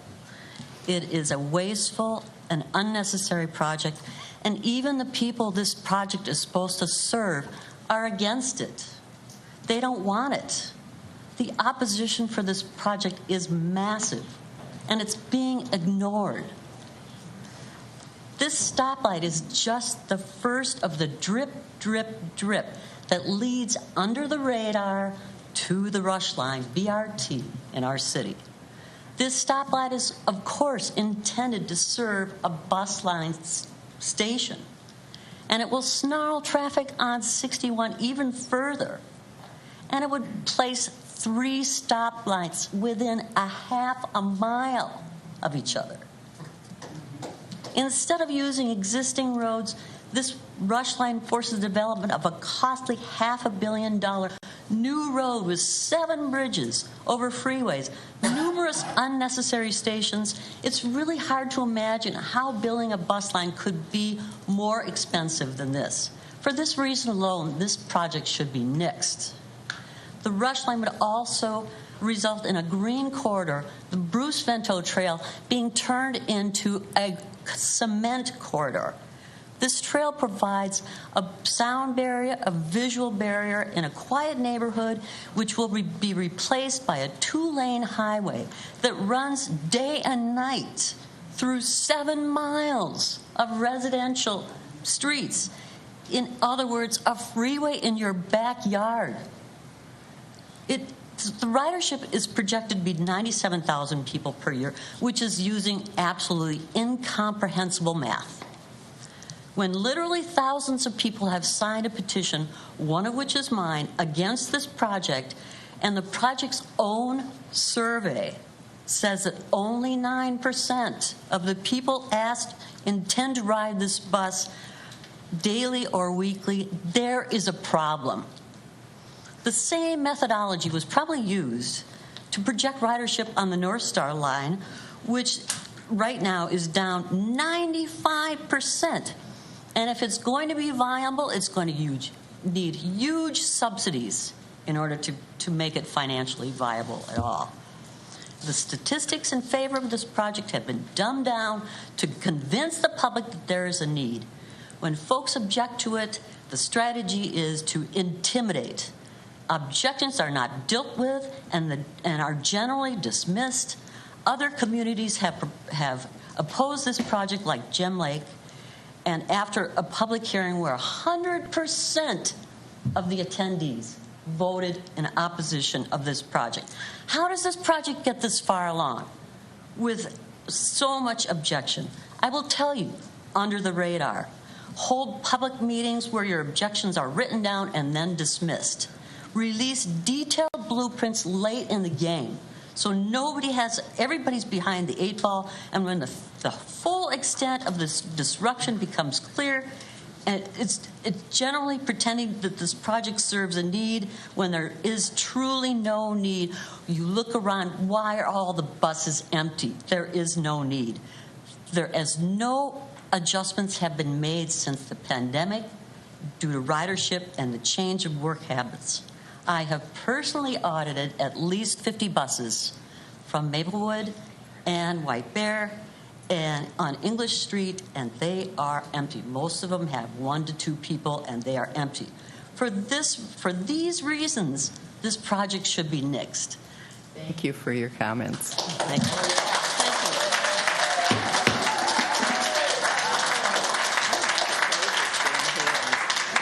How about Olivia Ford?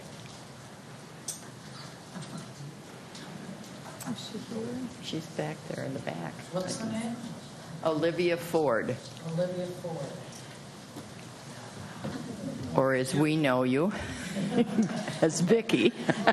Nice to see all of you. Nice to see you. I think this is an extremely important issue, and I would speak to the fact that I think more study, more research needs to be done to consider where are the people going to reside and stay as the pandemic issue has changed thinking in our country.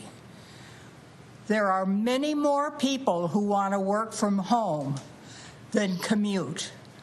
And if we end up with a transportation system wrecking our quaint and beautiful, old, cared for and loved city, we are going to be the losers. Perhaps you can consider using that Whitaker area, which is owned by the city of White Bear, as the final destination where the turnaround would occur if you have to bring the transportation into White Bear at all.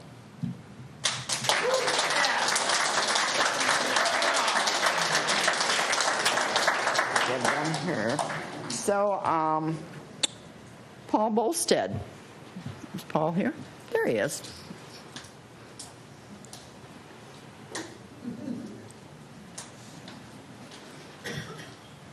Hi, I'm Paul Bolstead. I'm a 30-year resident of White Bear Lake. I live at 23034th Street in White Bear Lake here in downtown, and I work in St. Paul. And I want to thank for the opportunity to make a few comments here. I imagine I use the Bruce Vento Trail more than anybody in this room because I bike commute to St. Paul there and back. So it's about 200 trips a year. And I've lived in places before and as part of work where buses and bikes share corridors. That's not an issue. I lived for a year in Melbourne, Australia, and regularly commuted along a line like this. So I really want you to keep sort of three numbers in mind. First is the number 8,000. That's the number of pedestrians or bicyclists that are killed each year in interactions with autos. The last one on 61, thankfully, was about 13 years ago, but it's only a matter of time before another one occurs. The second one is 1%. That's the chance of a person living if they're hit by a car going 45 miles an hour. And that's about the speed as people take off. They think it must start at 50 at 96 when it really doesn't start till White Bear Ave. It's about the speed people are traveling. So somebody gets hit, they have a 1% chance of survival. And the other is 0. That's the number of safe ways to get from downtown White Bear Lake to St. Paul on a bicycle. You either have to go down, around McKnight and Orchard, and then on White Bear on the sidewalk, and then across on Berkeley to hit the Bruce Vento, or you have to come up 61, or an alternative that I use often is to go across 61 at Whitaker or at 96 and wind my way over through Otter Lake, over to Rice, and down across through the bike paths that go through St. Paul. There are 0 ways to get there safely. So I take my life in my hands. Now, Minnesota drivers are generally good. 99% of them either aren't trying to hurt you or are reasonably good drivers. It's that sort of 1%, and then there's 1% of the 1% that I think are just have something about bicycling. So you have to think about the public safety and health benefits. Now, this is separate from the rush line. I mean, I'm a proponent and think the rush line is a good idea because it's a bus every 3 minutes, and they're going to be on a separate carriageway. I have no issue with that. And I'll probably see the buses more than everybody else in this room while riding to work for the next 8 years. So that's not an issue. They're not going to ruin White Bear Lake when there are 40,000 cars that come by every day. 200 buses aren't going to make a difference because they're passing along the transitway.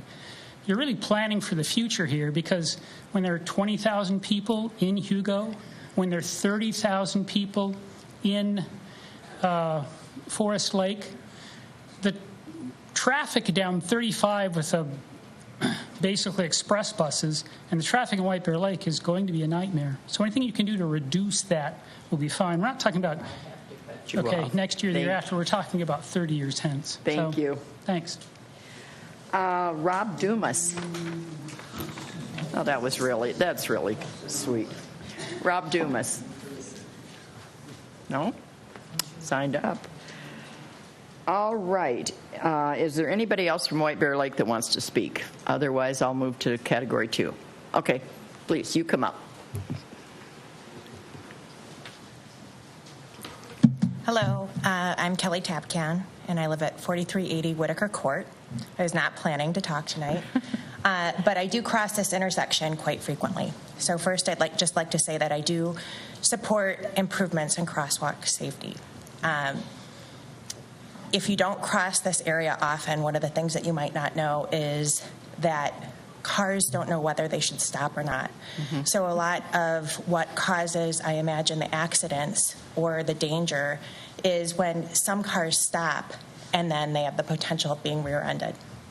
And so very much I would support the improvement in crosswalk safety. I do have a lot of concerns about the rush line and about the proposed changes up there. It looks like a significant amount of widening of the road. And also, just south of there, we all know that there is another stoplight. And not only do I think that it'll increase congestion, but it also, with those additional lanes, I think can add some safety challenges there. I also have just significant concerns about whether the rush line is a viable solution and will have the ridership to actually reduce traffic issues in the way that we might hope. So thank you for your time. Thank you. That's all I have to say. All right, and there was a lady back right in the middle there. You want to come up? Hi, I'm Pam Putsier. I'm sorry, I didn't hear you. Pam Putsier. Okay. And I live at 1803 and a half County Road E. And I didn't plan on talking either. That happened. I really felt the guy about the small town, and I don't know. Did you guys have a choice in voting on this? I almost feel like you didn't, like you were told you had to do it. Because why would you destroy this beautiful little area? It will destroy it. And people, I don't know. But I'm curious. Could you vote on it, or is Met Council telling you have to do it? Met Council is just coming into the picture now, but... are you guys White Bear residents? We have to be to serve on the city council. Okay, I would think so. It's kind of a but rule. I'm looking at you. Why would you want this? You kind of have to live here. Why would you want this? Seriously, there is a direct bus from Maplewood Mall all the way downtown. I know somebody who takes it. That parking ramp is never full. Okay. And it's an express bus. Why do we got to go 2 miles further north and add this whole thing? Thank you. Yep.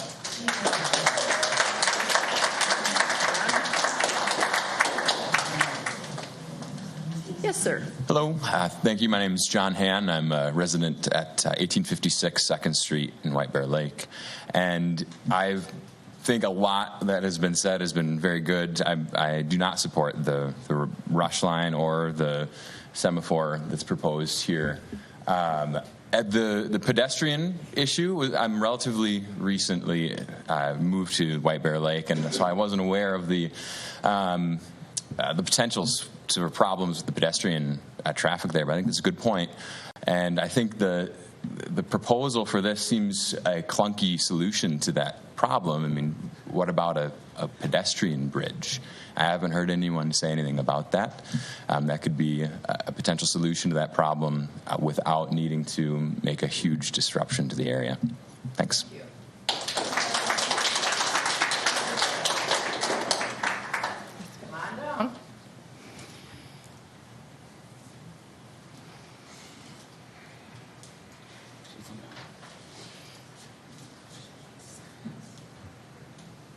Thank you for a chance to speak. My name is Helen Peterson. I live at 4615 2nd Avenue in White Bear Lake.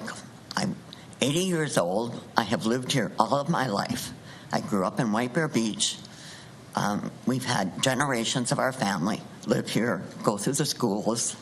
enjoy the benefits of living in White Bear Lake.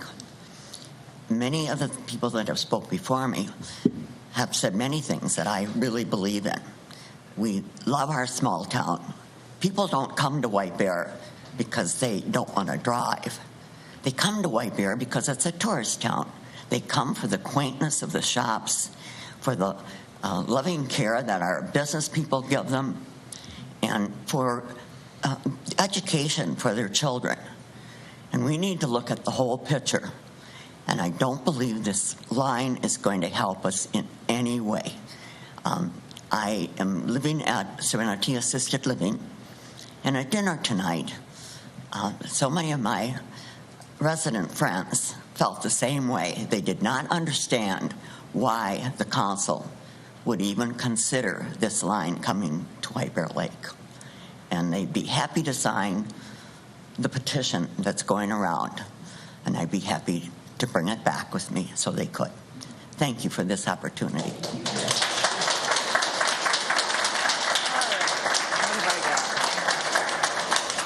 Any more White Bear people? All right, next I will move to those that own a business in the community or property in the community. So anybody here from that category? Come on down.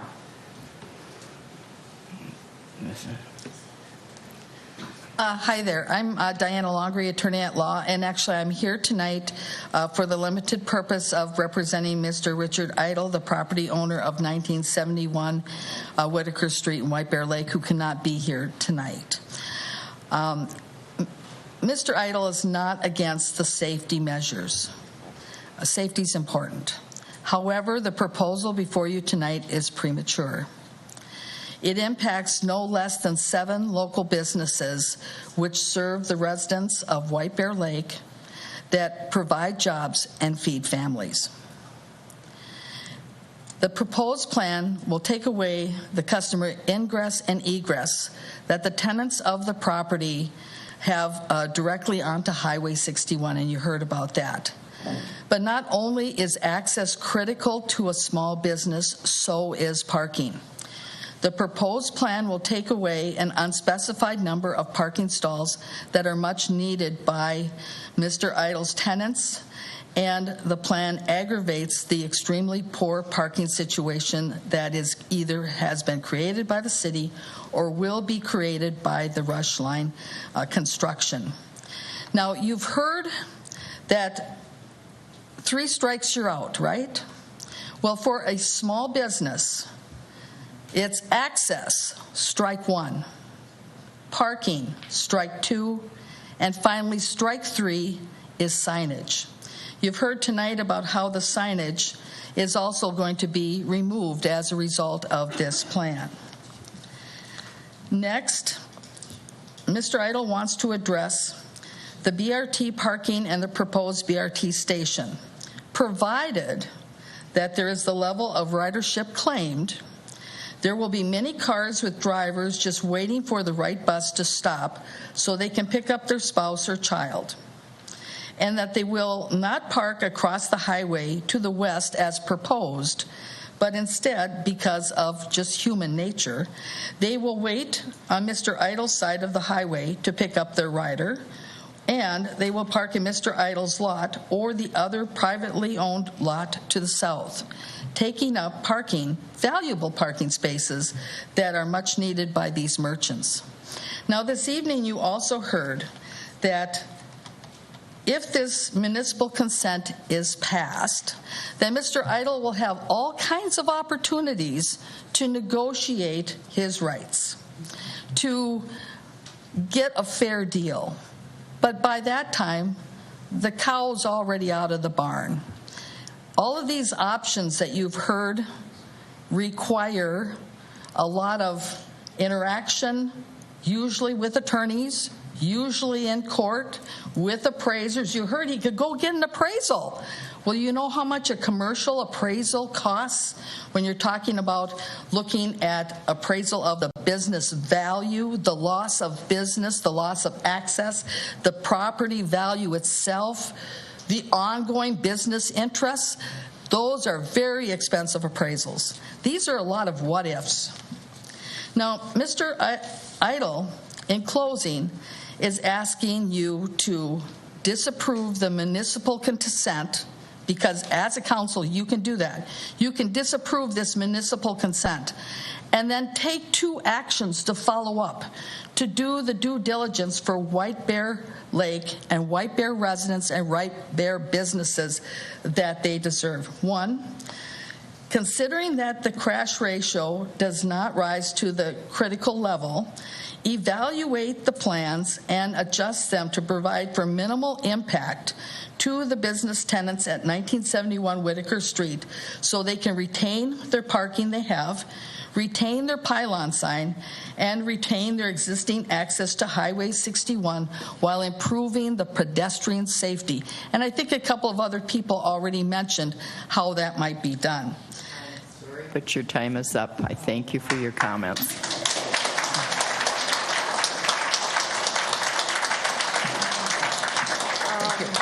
Oliver Dinn. Yes.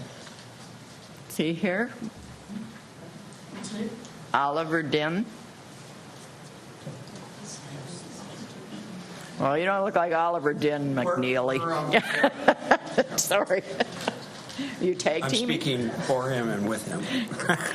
Okay, name and address. Name, rank, and serial number. Name Greg and address. McNeely, Manitou Fund. And we purchased a building, 4910 Highway 61. Okay. We're in the process of developing a music center, and it's going to take the place of Evans Music, and we're going to be working with Hannibal and the Arts Center. So it's that whole campus. Originally, correct me if I'm wrong, the turnaround was 7th and 8th. Was that the original one? No, it was second by U.S. Bank. Okay, so it's not coming near where we are. Yeah. Because originally, that's what I thought it was when we met a year ago. Originally, it was proposed first, second, and Clark. Okay. I guess briefly here, my concern is just that the market has changed so much. And we've done our own research on this. I'm not for the rush line. I am for public transportation. But the ridership it's all changed, you guys. Everything has changed. And the research says that in between 8 and 10 years, you're going to have self-driving cars. I mean, all this stuff is going to come into play. But it's the density. Our city it doesn't have high rises. We don't have a lot of people. There's not going to be a lot of change. So are we going to really be able to utilize that? And then the other thing is, it gets troublesome, is that it gets passed, goes to the county, and then Met Council, and then boom, it's done. And then guess who has to pay for it? We do. We have to maintain it. And so my biggest question is, are there going to be enough riders? Can it self-sustain itself? Thank you. Thank you very much.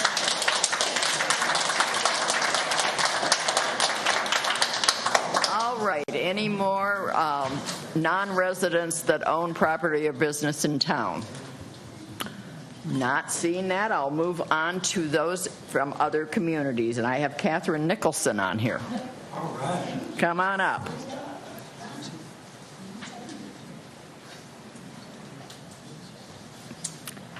Good. Greetings. Thank you for allowing me to speak. My name's Catherine Nicholson. I am from the Peninsula in Delwood, and in my role as a member of the St. Paul Garden Club, I've been very involved in communicating and participating in the evaluation of the rush line through Swede Hollow and the use of the Bruce Vento Trail. I mean, here's another unused amenity, part of the beautiful system that we're trying to create with around the lake trail, connecting to the Bruce Vento Trail, and an amenity that's available for all people, those either living on it or those who choose to utilize it. And the concern was that the buses were going to be coming down these lanes. It's the old rail line, and They have the rights to do that. So my concern is, why aren't we putting this on 35E? Why are we putting it on the already congested, very cramped, and uncomfortable to drive, at least when you're going north at 4 o'clock on Highway 61? I mean, the logic doesn't stand from my perspective. And again, as many people have spoken, my concern is that the post-COVID ridership estimates are not going to be the same as the original estimates that were proposed. And we ought to acknowledge that. We ought to have a reevaluation. And it frightens me when I think of how much money our federal government is willing to throw at this. And here we are, lovers of White Bear, and we're going to have different elements, either the buses, the pollution from that, or individuals who can just jump on the bus and ride up to our neighborhood and ride back down. It may not be the element that we're looking for. So my hope is that somehow you can put a pause, that a community states we're uncomfortable about the potential effects. We want you to look at this again. COVID has been a big issue for us. There can be a new evaluation that could be made, and maybe the costs are prohibitive for the effect that we're going to get. There may be another way to deliver the services to the individuals we're trying to serve, and not this labor-intensive. Also, cutting down how many trees, how much green space are we losing by implementing this when we're all supposed to be trying to protect our environment. Thanks. Thank you.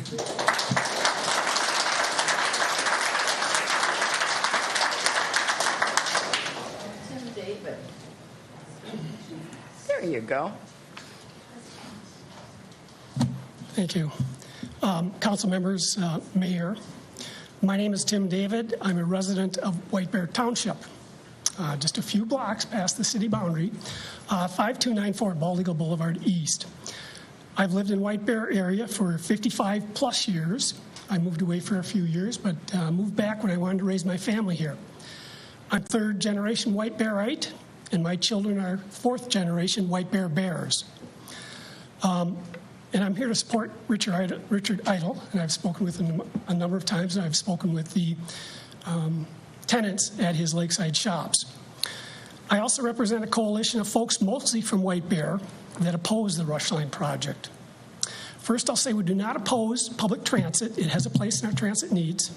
And we do not oppose safety at an intersection like Whitaker. What we do oppose is a bus line that is not a good fit for our community. I want to ask from the audience, either by a show of hands or stand up if you are here to oppose the Rush Line. Could we see a show of hands, please? Those are folks who oppose the Rush Line. Now, the Rush Line, it's too large. Its ridership estimates are outdated. It's not a good use of our $475 million. How large is it? And these are facts. 89 buses every weekday into White Bear. 76 buses on Saturday, 68 buses on Sunday. These are 60-foot articulated buses, maybe EV, maybe diesel. It's $475 million to build it, removes 48 parking spaces in White Bear, and there are many other specifics about it. How outdated is it? The ridership and numbers and entire design is pre-COVID.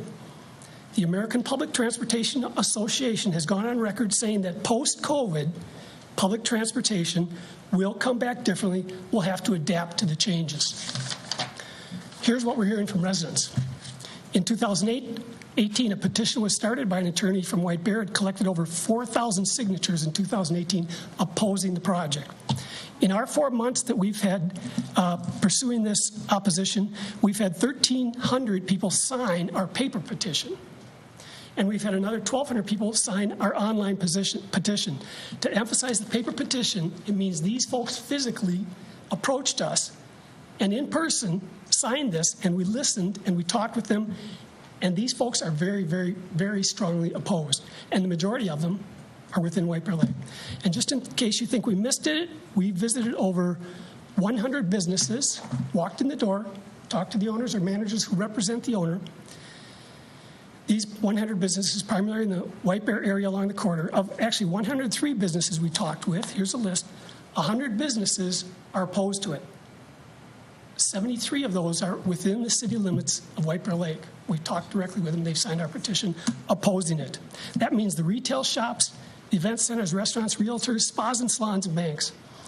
Now, we are asking the city to delay action on the consent until Ramsey County and Met Council conduct a reassessment of the ridership estimates in a post-COVID world and present a revised design that's better fit for our community that can include smaller buses, fewer buses, use existing roadways, terminate at Whitaker or Berkeley or Maplewood Mall, if those folks need that, expand use of existing public transit services such as Metro Mobility, Transit Link, which is a bus on demand for $3.50, or New Tracks, which is a local service. Regarding the current proposed project, residents don't want it, businesses don't want it, the visitors to White Bear who shop and recreate here don't want it. We are asking our community leaders to stand up and say it's time to reassess the project. Thank you, sir.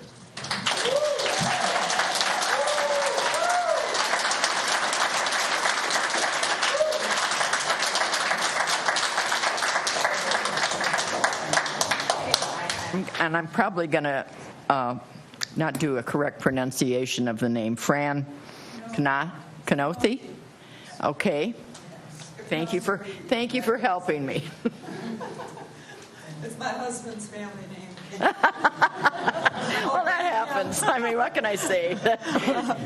So I'm Fran Canothi, and I live in White Bear Township for the last 35 years, and I live at 5196 Elk Street, and it's the last house on the left. And so I know all of my neighbors, very involved with the neighbors, and nobody that I know of is for this rush line. But before we get into that, I want to say I belong to the chamber, White Bear Area Chamber, and I belonged for a long time. And one of our main goals is to help current businesses stay in business and give new businesses the support they need, including lots of opportunities for networking. And that's really important for a business to stay alive. And I believe that that intersection of 61 and Whitaker, it does need to be fixed. I mean, every time I go through there, I pray, okay. And then there's people, I watch people that take chances. So it needs to be fixed, but we can't do it at the expense of all those businesses that are around there. And I'm just talking about those businesses. There's so many other businesses, but Alley Cats, I love that place. And so if you eliminate that point of entry, that will definitely negatively impact all those businesses. I mean, they will not be able to get in and out. I mean, customers will not be able to get in and out properly. It's already a very congested area, in other words.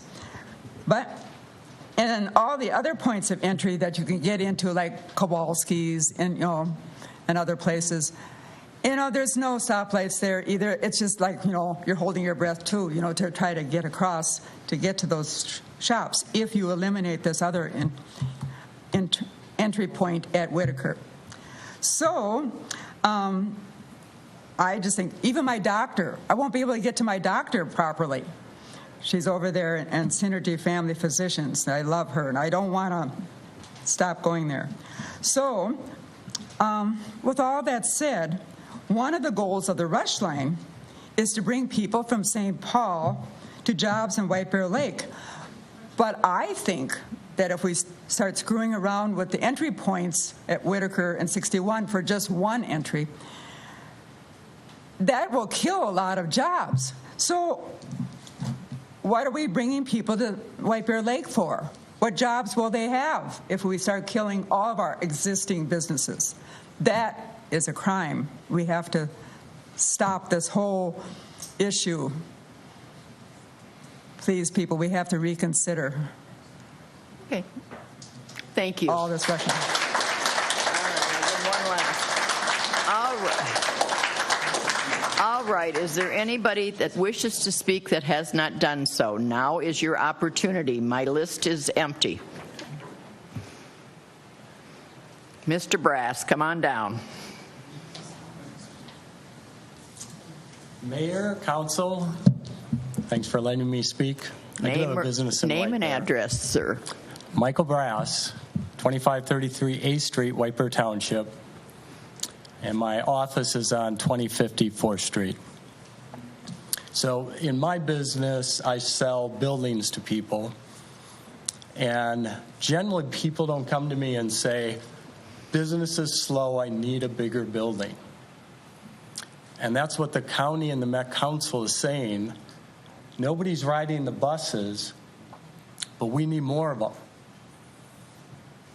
And if someone tries to buy a building and their business doesn't work, the bank is going to turn them down. The taxpayers are the bank for taxes. And it really, to me, just doesn't make sense to do this. And so one question is, if the city votes no and says we don't want it, what happens? I'll leave with that. Thank you. Thank you.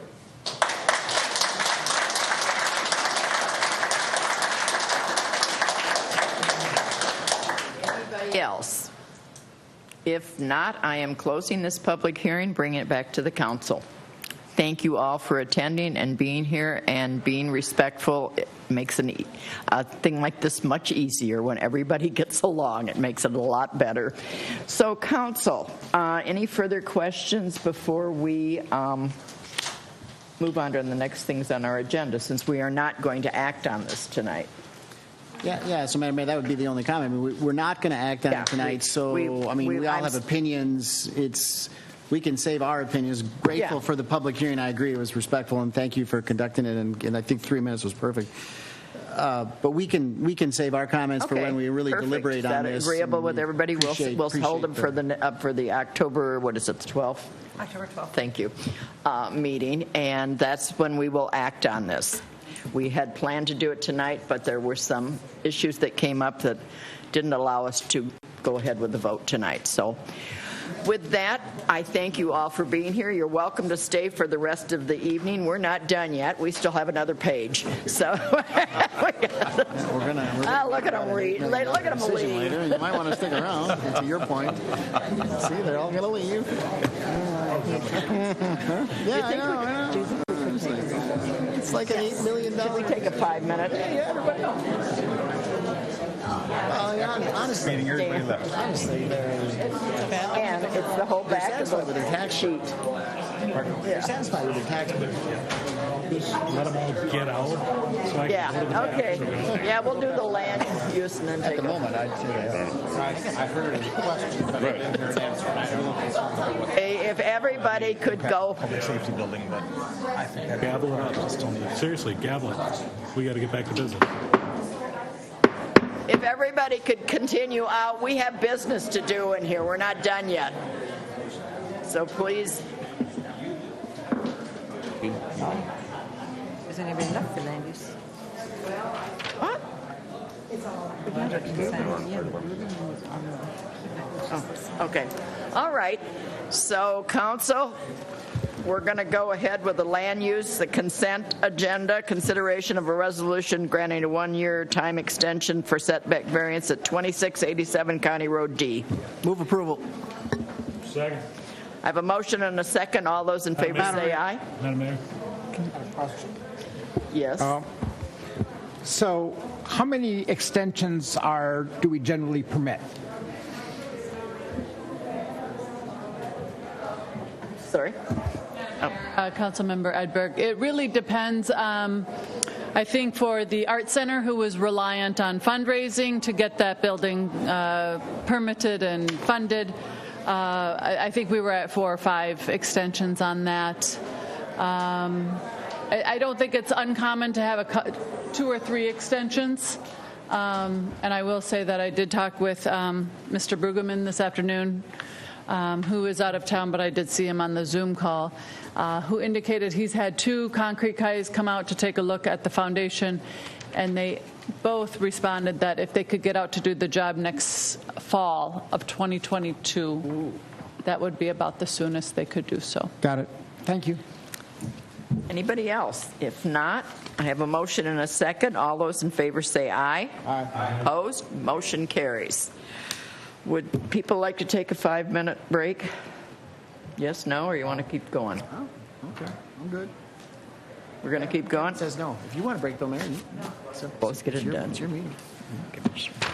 Okay, moving on to new business. Resolution approving the proposed preliminary 2021 tax levy and establishing December 14th, 2021 as the date for the city's Truth in Taxation hearing. Ms. Heinecker. Thank you, Madam Mayor, members of the council.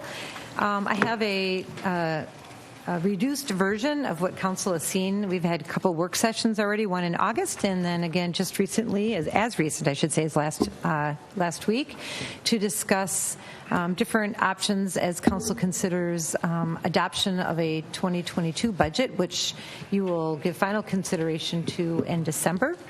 In advance of that, as council knows, you are all well practiced now. We've been on doing this for a handful of years together.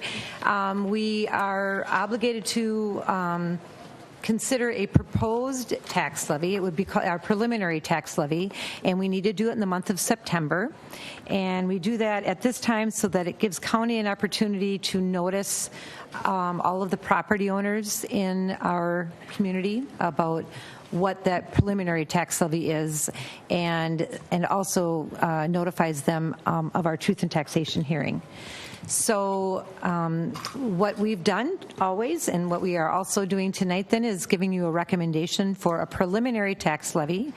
It's important to note that the preliminary tax levy, again, can be decreased if there's additional discussion that council, and as we will have in the coming weeks, if they want to decrease it, but you are not able to increase it. So with that, I'll start with this first slide that just shows what we had talked about again at the work session, and the proposed tax levy for 2022 would be $7,880,000. And as shown there, it shows that we have a debt service portion of that, and that is for projects that have already been approved by council in 2021. So the levy amount for that is $163,000. And then the proposed general fund levy increase to fund other parts of our general fund expenditures would be $347,000, and that represents a 4.71% increase. And then below that, it just outlines very briefly, and again, I'll go through this a bit, but as a reminder to those who are watching and perhaps listening to the replay of this, we had quite a bit of discussion about some of the initiatives that go into the building of the budget as we move towards presenting that in final form to council in December. And I will not go through all of this in as much detail with council because you've had a couple opportunities to hear this, but I would welcome anyone who is listening to this to give us a call, myself or our finance director, if you have any specific questions. We'd be happy to go through this with you.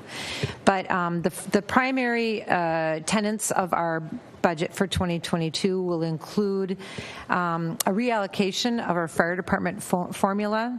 Very briefly, we split our salaries for our fire department 80-20 right now. 80% goes to ambulance with 20% going to fire. We, for a variety of reasons, are rethinking that to get more in line, not only with what other cities are doing, but because it's how we need to move forward as revenues for ambulance do not meet demands relative to Medicare shares of cost, and also just our aging population. That's a really short summary of a much more complicated conversation that we've had with council. But the other piece then would be a change to our fire department. We've had a change to our staffing model and have had conversation with council about over the next 3 years increasing to allow for one more crew. Having one more full-time response crew does require 6 people for a 24/7 complement. We currently have 12 full-time, so between now and 3 years from now, we hope to have an additional 6. This budget includes the hire of 2 additional full-time firefighter paramedics. And then the last two would be for technology enhancements, which are always ongoing as we all travel through that everywhere in every business. And then lastly, but certainly not least, salary and benefit adjustments. And you'll see in a slide that you'll see in a moment that about 80% of our expenditure increases just because we have a lot of employees. When we have salary increases, we have benefit increases, and all that contributes to just overall expenditure increases. So, Ann, if you could go to the next slide. Just real briefly, this just is a summary of what you will see in the revised general fund budget. I can tell you that there still may be some minor changes. None of them will improve the bottom line for tax levy, of course, but we still have some analysis that we may be able to do to see if we have yet some more expenditures that we're able to cut between now and the end of the year. But it likely will be close to this number, as finance has already done a tremendous amount of work to get to this point. We have in our revised budget to date, we have $358,000 in more revenues than we had actually budgeted for, and that is a result of some greater activity with our non-business licenses, our rental inspections, some franchise fees, and also some administrative allocation from our ARPA funds. We've also have seen and have been able to reduce our budgeted expenditures by about $217,000, and that is primarily due to just vacancies from turnover. We do try to fill our vacancies as soon as they arise because we need to, but there is always a delay between time of resignation and time that those positions can get filled. So there's generally some time there that we have some savings.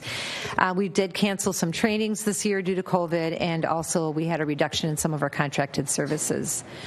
And lastly, just as a reminder, we've had a few conversations with council about this over the past year, but we are also proposing we will be proposing within our final, for the budget for 2022, a transfer from our general fund reserve to both the equipment acquisition fund and our municipal building fund, in total of $600,000, and that is because of savings that we had in 2020 and a reduction in expenditures primarily, and then also that was primarily why, the reduction in expenditures, and also there was a result of some CARES funding that we had applied toward other expenditures that we could then use that general fund to then transfer to our capital funds.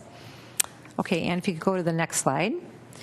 There's only about 4 more. So the proposed general fund budget, it's just a summary of the revenues. I won't go through all of these. And again, for those who are watching, each of these line items were discussed in more detail at the council meeting, but it shows that we do expect and anticipate to have $805,000 more in revenues than we had adopted in the 2021 budget. 57% of those would come from sources that are not tax levy. So the tax levy would be $347,000, but the remaining revenue increases would come from other sources. And then the next slide shows the differences in our expenditures relative to the 2021 adopted budget. Again, without going through that detail, it's changed a bit since our last work session, but primarily it's at $813,000 is our expenditure increases, and that right now that we're proposing for our 2022 budget. That slight increase from the work session does not change our need to for the tax levy recommendation. It just reduces the margin between our expenditures and revenues a bit. And then at the bottom, you can see as a reminder that personnel costs do account for about 80% of our expenditure increases, and that's just the cost of doing business for not just a city, but for any employer. That's really our primary expense in our general fund. And then the next slide it talks a bit about the impact of the market values over this past year. You can see that the change is not as significant as it was last year for the residential market value. Our White Bear property percent increase in values for residential was 2.4%, and overall 3.4% in Ramsey County. I won't read that whole list to you, but it just gives you an indication of how our market values have changed over this past year. And again, we had some opportunities to review that during the work session. The next slide, then, you've seen this before, and you'll keep seeing it. It just, each year we track what the impact of the proposed levy would have on a median valued single-family home. And so for the proposed tax levy in 2022, the annual city tax would then be $537.96, and that would be for the city's portion. The next slide, and again, this is something that the council generally likes to look at each year to see where the city lies with a combined tax levy and local government aid comparison to other communities in the metropolitan, or not the metropolitan area, for the state. It's a statewide comparison.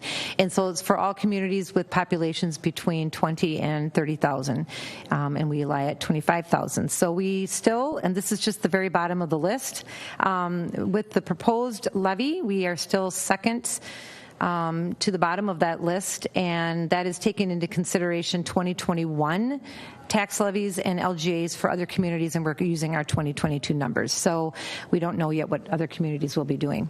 So we just look at that from year to year, and we will be cutting. Yeah. So, okay, then I have two final slides. I just want to talk just a bit and revisit a conversation we had at our just most recent work session in September. As I indicated at that work session, I would be bringing back to council a recommendation, the original recommendation that was presented at our August work session. And but we did have quite a bit of conversation over whether or not it made sense to add to this levy this year that would help to accelerate the reduction of our construction fund transfer. Now, I'm not going to go into a lot of detail. We've had quite a bit of discussion with this at council. I'll talk a bit about it to council because you've already heard about it. I'm not going to go back for those that are listening and give a lot of granular explanation, but we'd be happy to do that over the phone if you have any questions. So for council, where we left off, there's some things in front of you. You have a couple sheets here. These are larger spreadsheets. I don't imagine you've had a time to review them. We've just actually have had a chance today to kind of revisit them. But they're put together by the finance department. The fund balance numbers at the end are different than what was illustrated at our work session, and I can explain why in a moment, but I'll just first tell you what you're looking at. For scenario 1, which is labeled at the top, you are looking at the construction fund, and this one reflects the gradual reduction of that transfer from the construction fund to the general fund. And as we've described, we currently transfer $750,000 to the general fund to offset costs for our engineering operations, engineering department operations.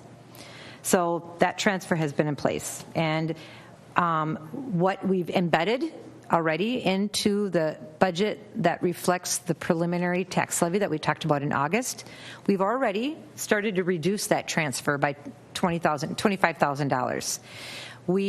So that would be a very gradual sort of, step toward trying to reduce our reliance on the construction fund.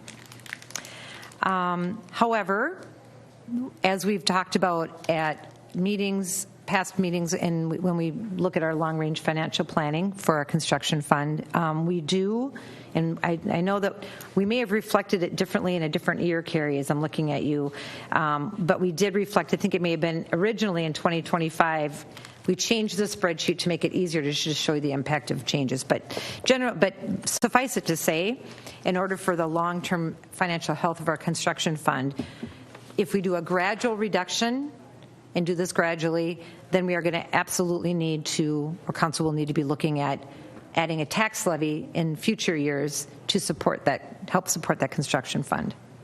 So that's one scenario. In the scenario 1, what we've done is just, for simplicity's sake and easier to describe, just shows a reduction in the general fund transfer. That's the bottom red line. You can see it in 2022 at $725,000. That's already reflected in our proposed budget. So that's what we're already striving toward. And then subsequent years following that, there's either a $25,000 or a $50,000 reduction in that transfer. But then you can see at the top, that would be line 6, but really your second line down from where they show the years. It's really hard because it's way too small to put it on a PowerPoint, so I have to just try to guide you verbally. You see how we start, at least on this spreadsheet, we start showing a property tax increase in 2023 at $200,000. And then we show in 2024 it going up to $250,000, 2025 up to $300,000, 26 $350,000, and so on, up until you get to $500,000 tax levy increase in 2029. Does everybody see where, or at least follow what I'm referencing? So now, I just want to point out, this year, you are not making decisions on next year. This is all just scenarios, right? So next year will be a different discussion. You may say, well, boy, we want to do a lot more than that, or we don't want to do anything, or we're going to reduce everything altogether. That's a discussion for next year. But in order for us to responsibly look at the impact of any of decisions that we recommend to council, we have to always be looking at how does this affect us in the long term. So we put together a variety of scenarios. We do know we can play with that tax levy and when it would start.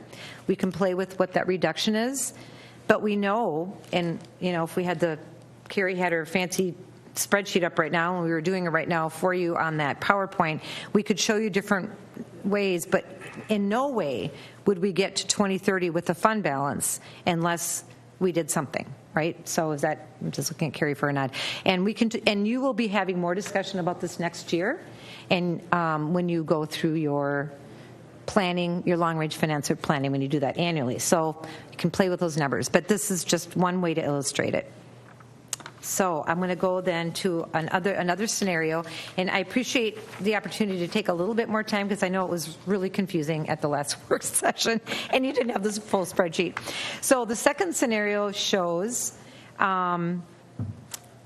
altogether, well, first of all, we'll go down to that red line at the very bottom.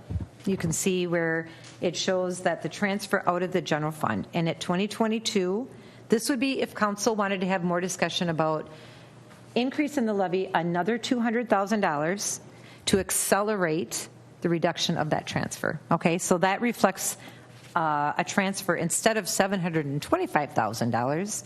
The transfer would then be $525,000, and then again with the qualification that next year's next year. Whatever's decided. But if you were on that same, we're following that pattern.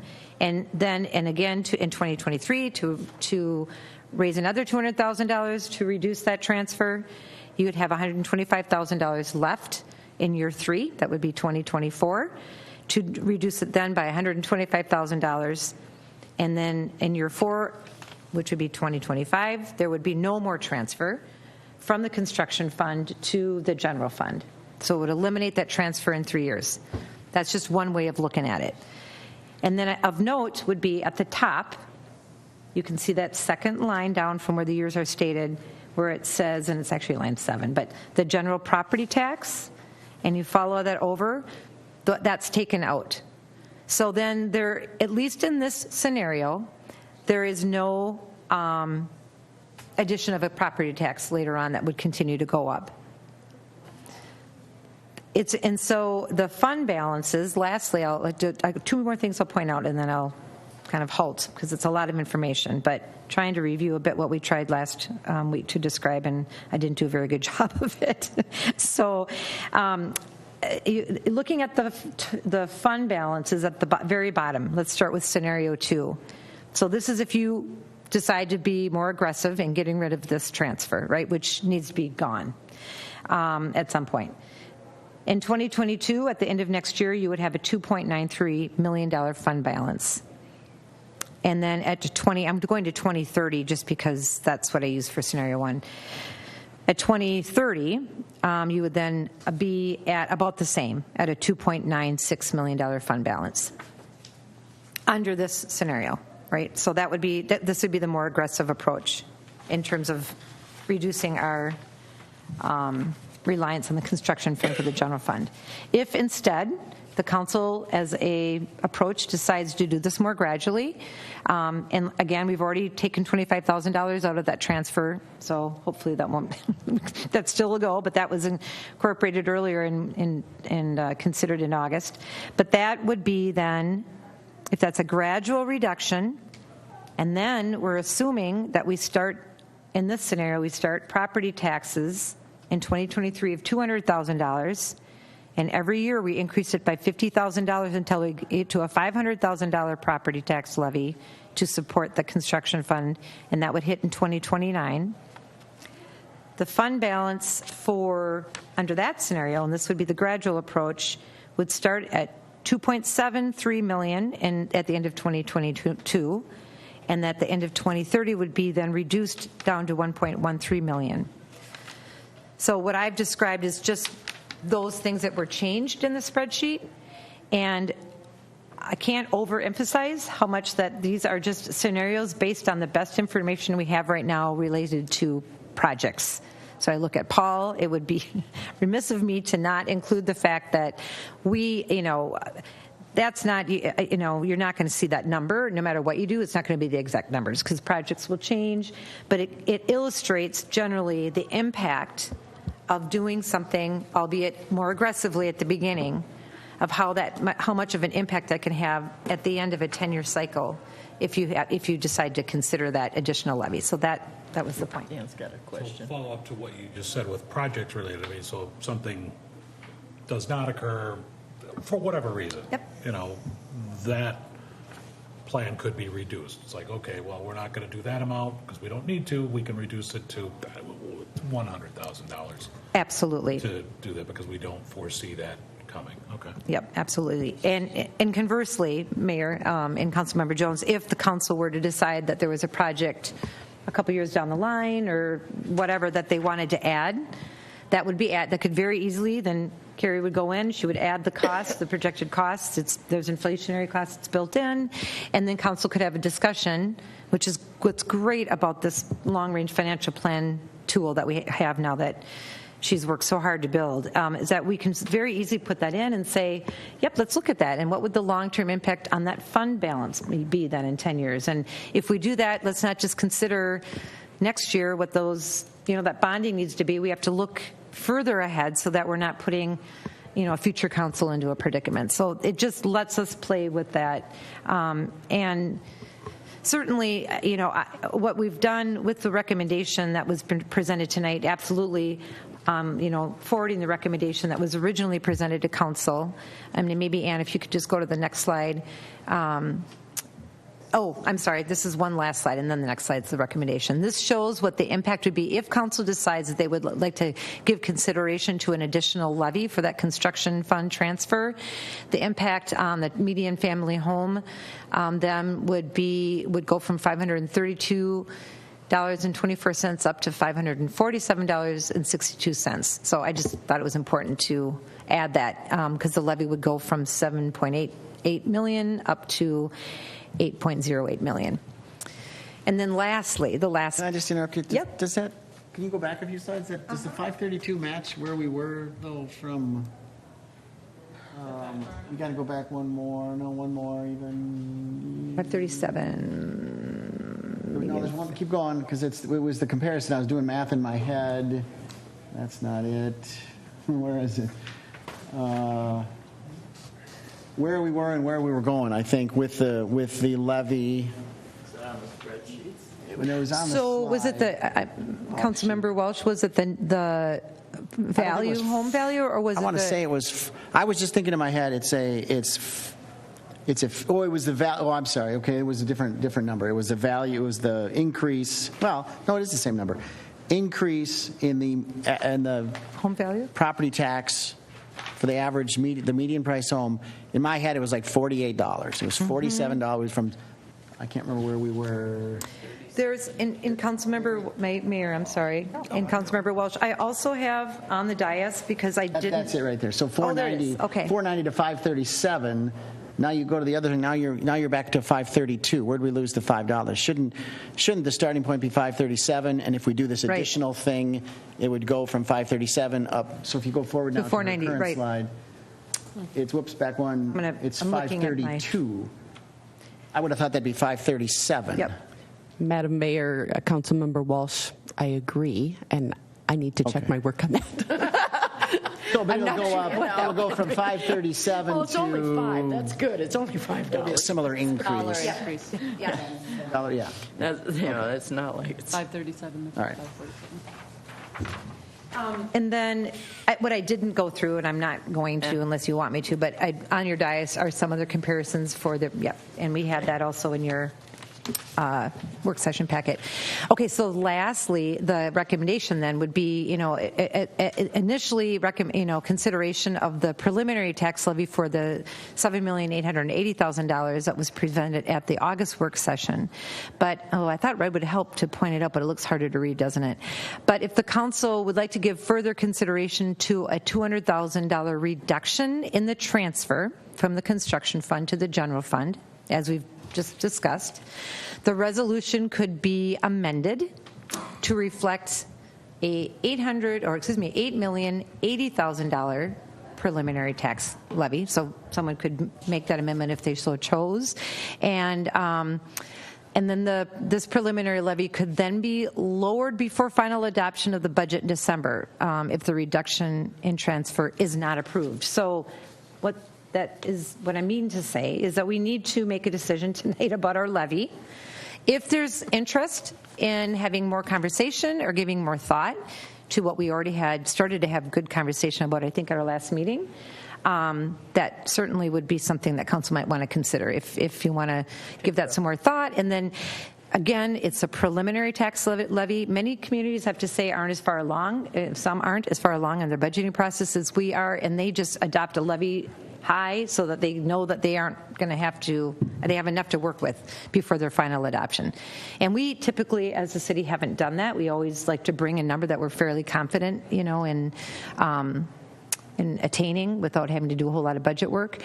But it does give you that flexibility to adopt it higher and then have more discussion about this construction piece and lower it if you decide that that isn't a tactic you'd like to thoughts, Council. go toward. Anybody? At the end of the day, what does it save? You mean the construction fund Right, thing? I mean, we're getting, I don't want to say voodoo economics, it's not. Right. But I mean, if I'm looking at your year 2030, that means we're not levying, we've got 2.9, right, 67, versus 1.37. We have funding for our construction fund. Well, you're saying, he's going to. So you're saving. So you're showing though that there is a reduction as you look, Councilmember Mayor and Councilmember Jones. So we're it's about $1.6 million less at the end of 2030 than, or more than that actually, $1.8 million less at the end of 2030 than you have if you do it gradually. Than you would have at the end of. If you did it more aggressively. But what's not calculated, and I can't answer that question because I can't do the math in my head, is if you look at, a calculation could have been done. And if you look at over a 10-year period, you start raising taxes and they raise it another $50,000 over that period of time. The total cost over a 10-year period of residents, does it? Yeah, I can't do that in my head, so we can bring that back. Councilmember Edberg.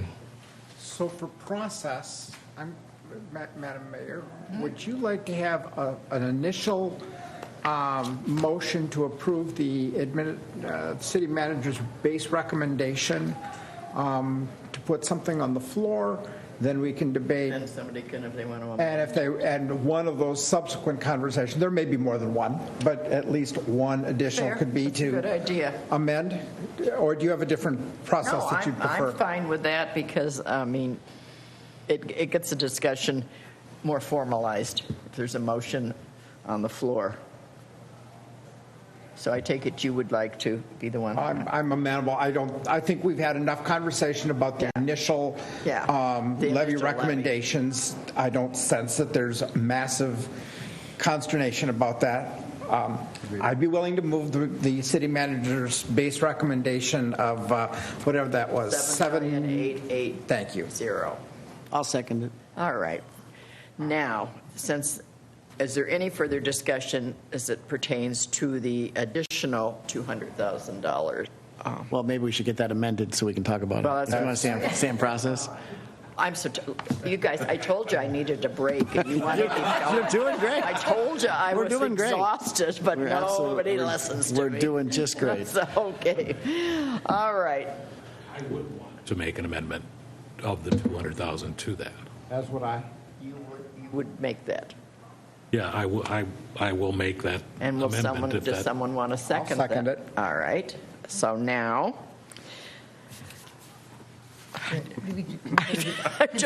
I'm telling you, I'm brain dead right now. I am so tired, I can't see straight.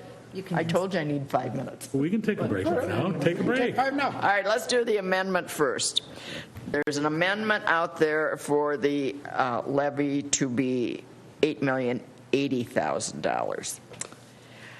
Is there any discussion on that? Councilmember Edberg. Yes, I'd like to make that case. So, over a decade ago, probably in response to the Great Recession of 2007, 8, 9, our city had challenging financial times. I wasn't on the council then. I don't know, maybe Mr. Jones was. You'd be the senior one. But it was probably before, somewhere in that vicinity.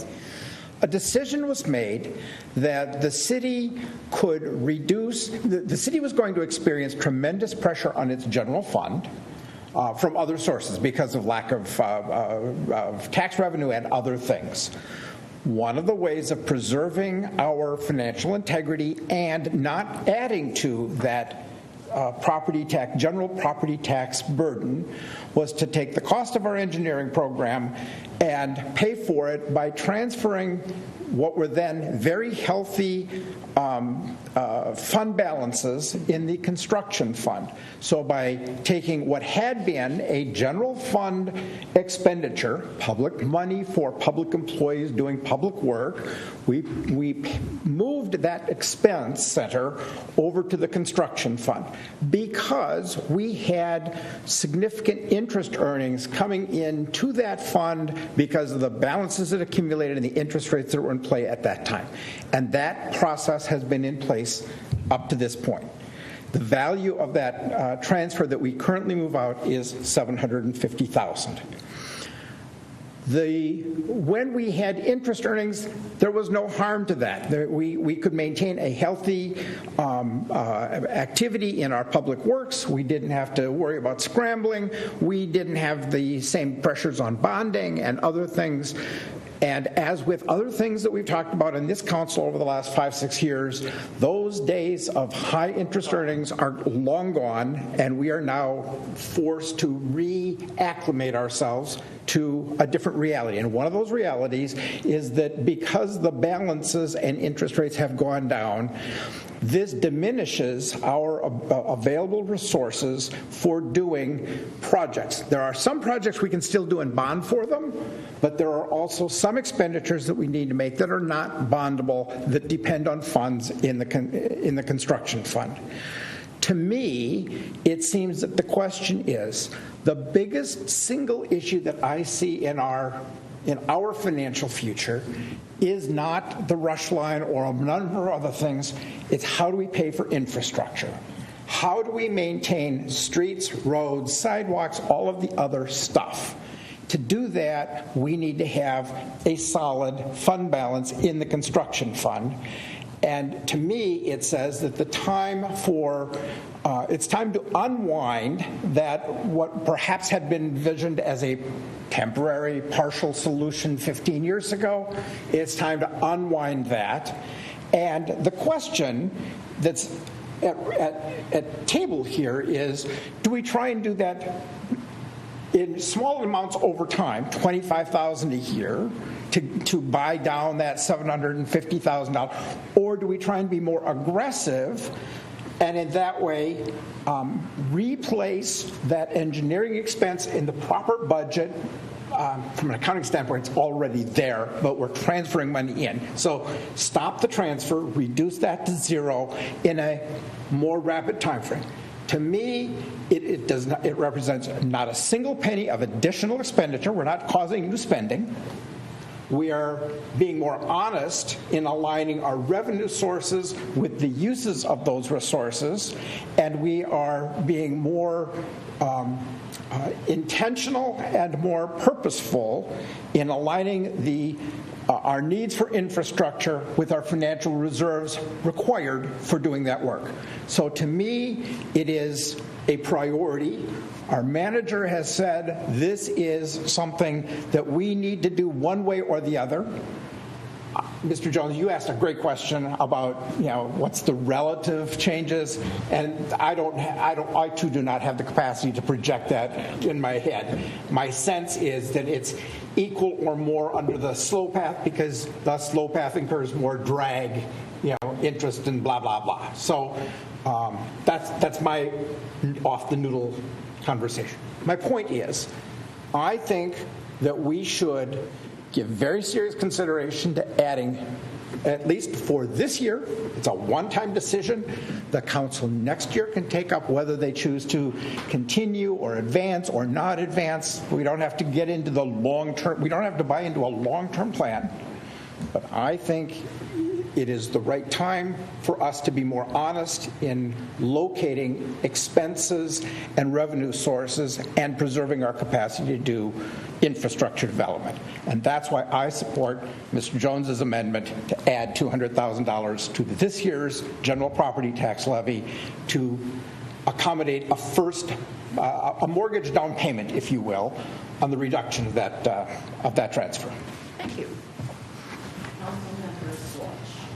Thank you, Madam Mayor. So, two things. One, I think I figured out my confusion on this thing finally. And the confusion was in scenario 2, we go down fast and we go down to 0. So we go, we do 525, then we do 325, 125, 0. Okay, in scenario 1, we don't get to 0. We don't get to 0. That was my confusion the other day. How does one path, so different on the balance, but one path doesn't get anywhere near 0. We're at 525 in year 2030. So that's my disconnect on this chart, and I'm glad I finally figured that out. So, because it was really voodoo. It's like, unless interest was involved, how the heck does going fast, different from going slow? How do you get a different result? And I look at every number on this chart is pretty much the same in all the inputs except for that property tax fix you put in there. So so that's helpful to me on the confusion. So the second point I would make is I agree with Councilmember Edberg, and the word I was thinking is transparency. You didn't use that word. You used almost every other word like it, but it's more transparent. I don't like these transfers in and transfers out. I don't understand them. They confuse me. What were we doing for years? The personnel fund or the personal? I mean, service funds. What? Why? That's paying for employees. Why isn't that in the general fund? I don't get that. That's one of the main things. It's the main thing we pay for. So, I'm in favor of transparency now that I understand it's not voodoo. Yes, it's not voodoo economics. It's just do it faster and.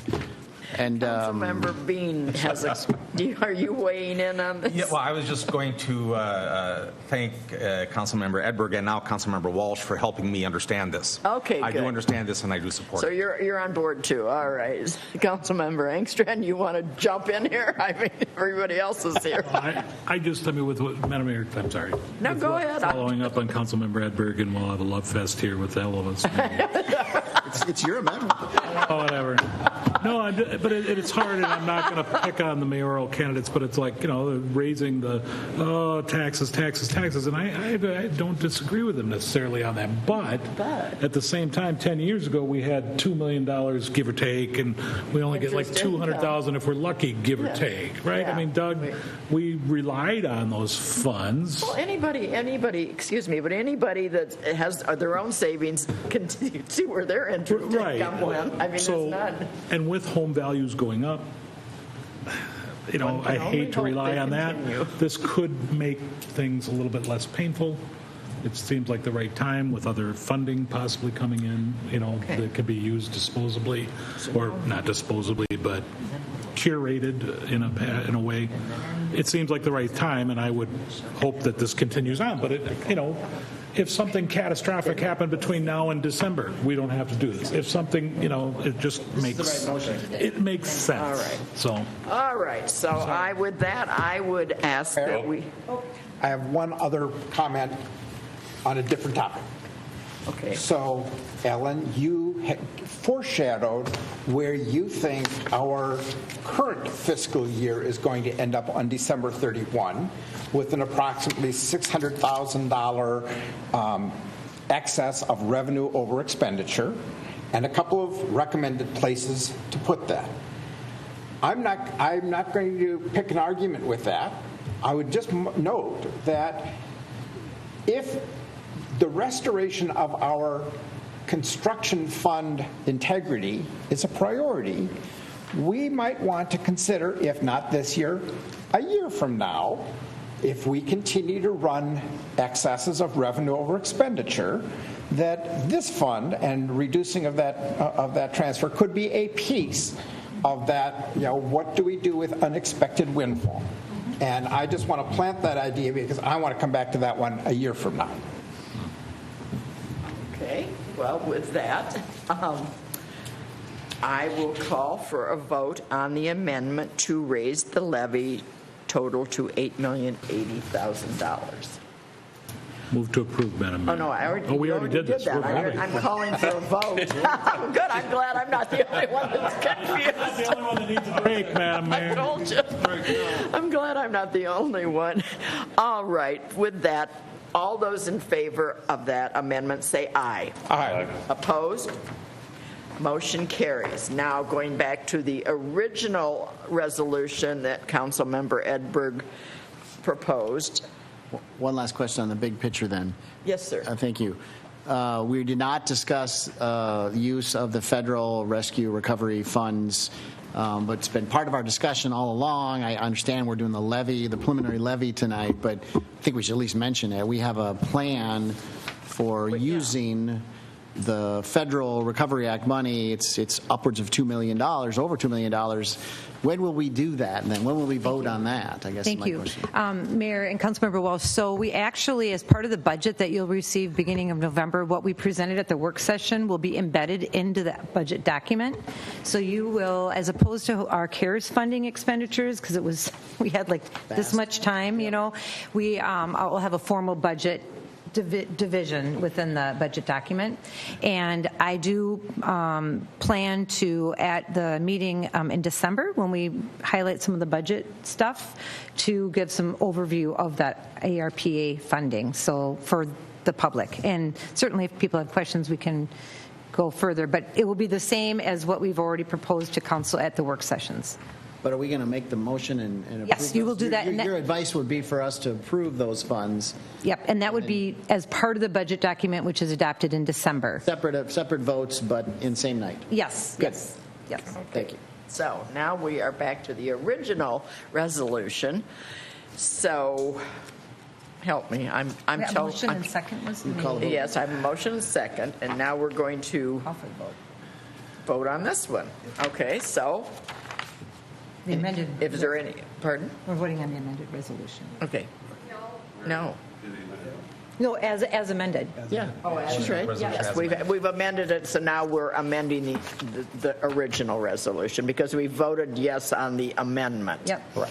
Now, okay, so with that, I have a motion and a second. Is there any further discussion? If not, all those in favor say aye. Aye. Opposed? We have a levy. Thank you, gentlemen. Thank you. Thank all of you. It's super ironic that half that audience was probably leaning to fiscally conservative, but we don't care that we just raised taxes. It's like, all these, we're making an $8 million decision today. Stick around, guys. These guys care. And the reporter's not here either. No, we have two more. So we've got two more things here. Let's go. We've got the resolution ordering preparation of a feasibility report for the 2022 South Shore Boulevard City Project number 2208. Mr. Copy, I think it's pretty self-explanatory, but you'd like us to approve this, right?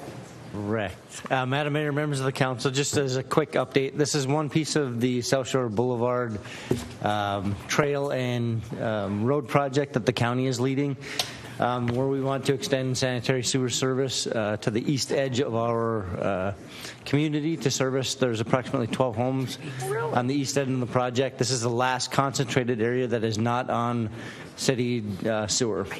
So they do have water from the township. We will actually be taking that over so that they will have both municipal water and sewer from the city of White Bear Lake.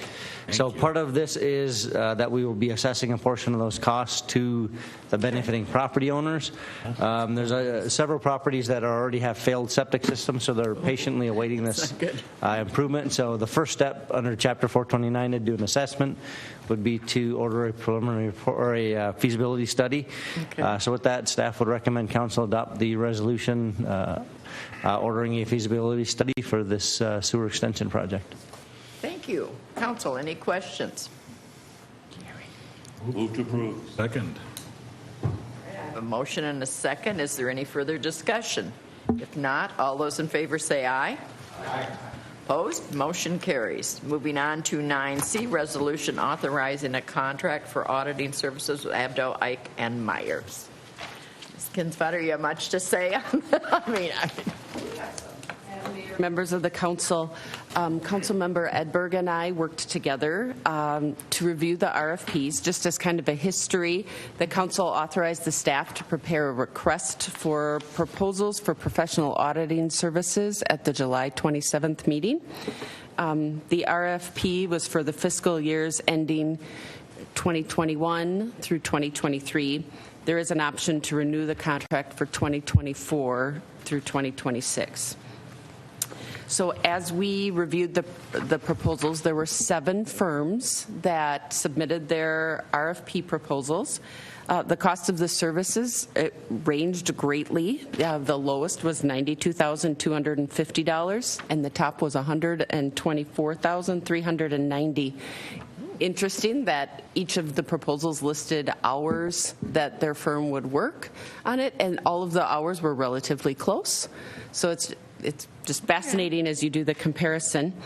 As we did our review to the responses, we focused on the services that would be provided for each firm for the costs that they were proposing, the cost of the services, the experience of the firm in auditing Minnesota municipalities, and the need for new staff to perform annual audit work just to ensure compliancy with the audit requirements and a full review of our documents.